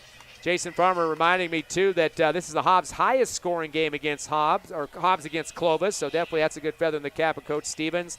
The largest margin of victory, so very important there. In 56 games played, Hobbs has 13 wins in the series against Clovis is 43, but the last 2 in the Hobbs Eagles pocket, we should mention, so that's pretty exciting stuff. So, again, big win for the Eagles. Let's look at their offense really quickly here. Top rusher in the game was Argoth, the quarterback, 9 carries for 58 yards. He had a couple of touchdowns in the first half from 1 and 4 yards out, and 3 double-digit runs of 12, 14, and 17. No, and you mentioned that was the extra oomph you give the Hobbs Eagle offense, more of a rotating, rushing quarterback that can get around the field a little bit. Yeah, it opens everything up. When they don't know who's got the ball coming out, it's kind of like that starburst at the start of the game. You don't know who's got it. Who do you guard? And when you have somebody who's such a good athlete like Argot, and you have good running backs, and you have good receivers, and you don't know which way the ball's going, you can't key in on anything. They can't key in on Trevino because they're just going to eat him on the ground. They can't key in on Baeza because Argot might have it. You can't key in on the run game because they're going to throw it over you to Trevino. It's just basically you got to pick your poison. You mentioned another guy, too, Van Landingham, getting some touches on the running game tonight. He had a 45-yard score and a 1-yard score on the rushing game, 2 for 46 total. And we thought he'd be one of those extra guys, extra weapons you have out there. Maybe a lot of teams not focusing on him due to the video, which wasn't video prior to this game, but for the rest of the season. But kind of guy that slipped in, also had some catches, too, 2 for 13. So, again, really important part of this team, and there's just so many threats out there. And what I like about Van Landingham is his toughness. He's one of those kids that no matter what you throw at him, he's going to get up off that turf and give you his best. And I just love watching him play. He's very old school. Saul Armendariz seeing a lot of action midway through the third into the fourth quarter. 6 carries for 29 yards, a 5-yard touchdown run. Coming in as a sub, that's pretty exciting to get in the end zone.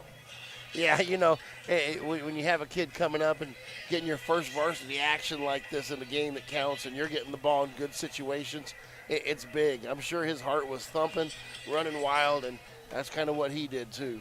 Baeza, 3 carries for 23 yards. His long was 15. Other guys getting in. Callaway, the backup quarterback, went 2 for 7, including a long of 10 yards. A couple other guys on the roster late in the game getting some touches, too. Isaiah Jackson got in there for a run. He had 1 for 3. And also, that's it, actually, for the numbers for the Hobbs Eagles. So total of 174 yards on the ground in this ball game. And actually, that's more than the passing department. Yeah, and for a team that you were expecting 80% pass, they kind of show that they went 60% run. Yep. So I guess it blows away my 80-20 prediction in this game. But I was getting that from players. I'll be honest with you. I won't say who, but that's what they were giving me was the company line. The thing is, your passing game gets repped more when you're practicing. And you do that because the running game is the easiest thing to start. Running game, you're lining up and you're smacking people. That's natural. Lining up across from somebody, I'm going to whoop you. That's a very natural thing for people. Backing up and protecting the quarterback is something you have to teach. Running routes, reading defenses. Those are all things you have to teach more. So it's a little harder to get the pass game going. So they probably repped it 80-20 just because they wanted to make sure they got it down. So they were reading me the script and not the reality here in the game tonight, I guess. Quite possibly. Or just giving me some propaganda. It's either they lined up and they realized they could cram it down Clovis's throat and probably just said, you know what, let's just keep doing what works. Let's look at the passing numbers. What about Hawkes, that big 51-yard catch for a touchdown? I tell you what, he showed he has a little bit of speed out there. 5'7", 140 pounds, but that kid was flying down the sideline. Also, Trevino, 5 catches for 69 yards. I don't think he had a reception in the second half, but they really didn't need one at that point. Didn't get a touchdown in terms of the passing game tonight, but, a lot of people are going to be keying on him defensively. Yeah, absolutely, but, the plays he did make were just kind of wild plays, too. And it was one of those things that one of those passes should have been incomplete. Somehow Trevino spun around, twisted, contorted himself like a twister game, and ended up making the catch. Van Landingham, we mentioned earlier, 2 for 13 in the passing reception department. Baeza, 1 for 12. So a total of 5 receivers getting catches, and most of them with multiple catches. 148 yards in the air tonight for a total of 322 yards. And again, the clock running in the second half, so that cuts down your production time with not enough as minutes to really get things going. Yeah, you know, and that, when your defense isn't as good and you have a good offense, well, sure, you start putting up those 500-yard games. When your defense dominates and the clock's rolling, you don't get to have as many touches. So I don't look at, yards per game as an ultimate thing in New Mexico football, because it's not indicative of how the game went.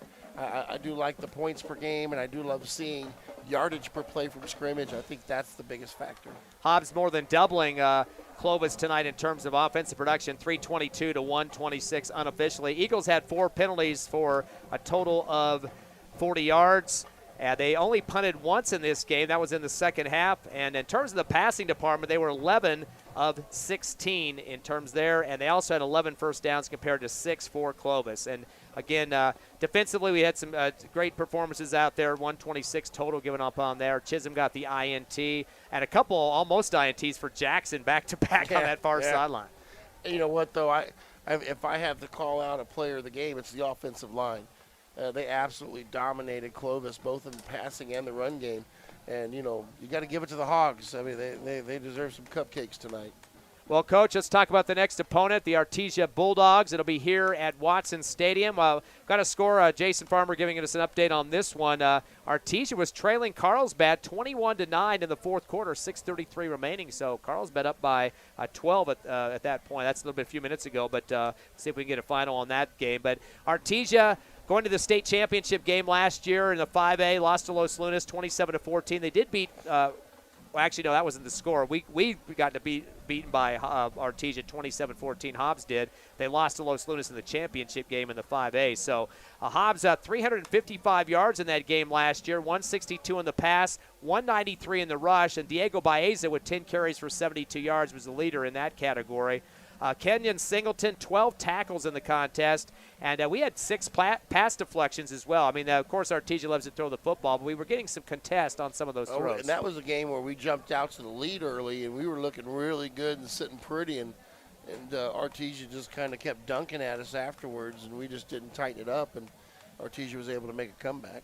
Yeah, so they have a comeback they've got to make in the game tonight, of course. They're playing against Carlsbad, as we mentioned. We're down by 12 in the fourth quarter, so definitely going to be a tough game. It doesn't matter what the game prior week was when these two teams go at it. Again, I don't know. The question is as a team that likes to throw the football, does that mean you're going to be a good defender against the pass because you kind of have a feel for coverages and things of that nature, or not? Well, evidently our defense probably got 80% of the reps against the pass plays, and maybe so. I don't know. I kind of like our odds. I think that against Artesia, if you can force some pressure on the quarterback and get a couple of turnovers, I think that's huge, and the turnover battle has to be won. And I think that's what killed us last year. I want to say that we were dominating the game for the most part. We had like 6 turnovers in that game, and it was just one of them days where we couldn't keep the football no matter what we did. And Artesia is one of those blood in the water type teams. You start giving the ball away to them, they're going to take advantage of it most of the time. Yeah, especially at home. When you're on the road like that, you can't turn the ball over 6 times and expect a W.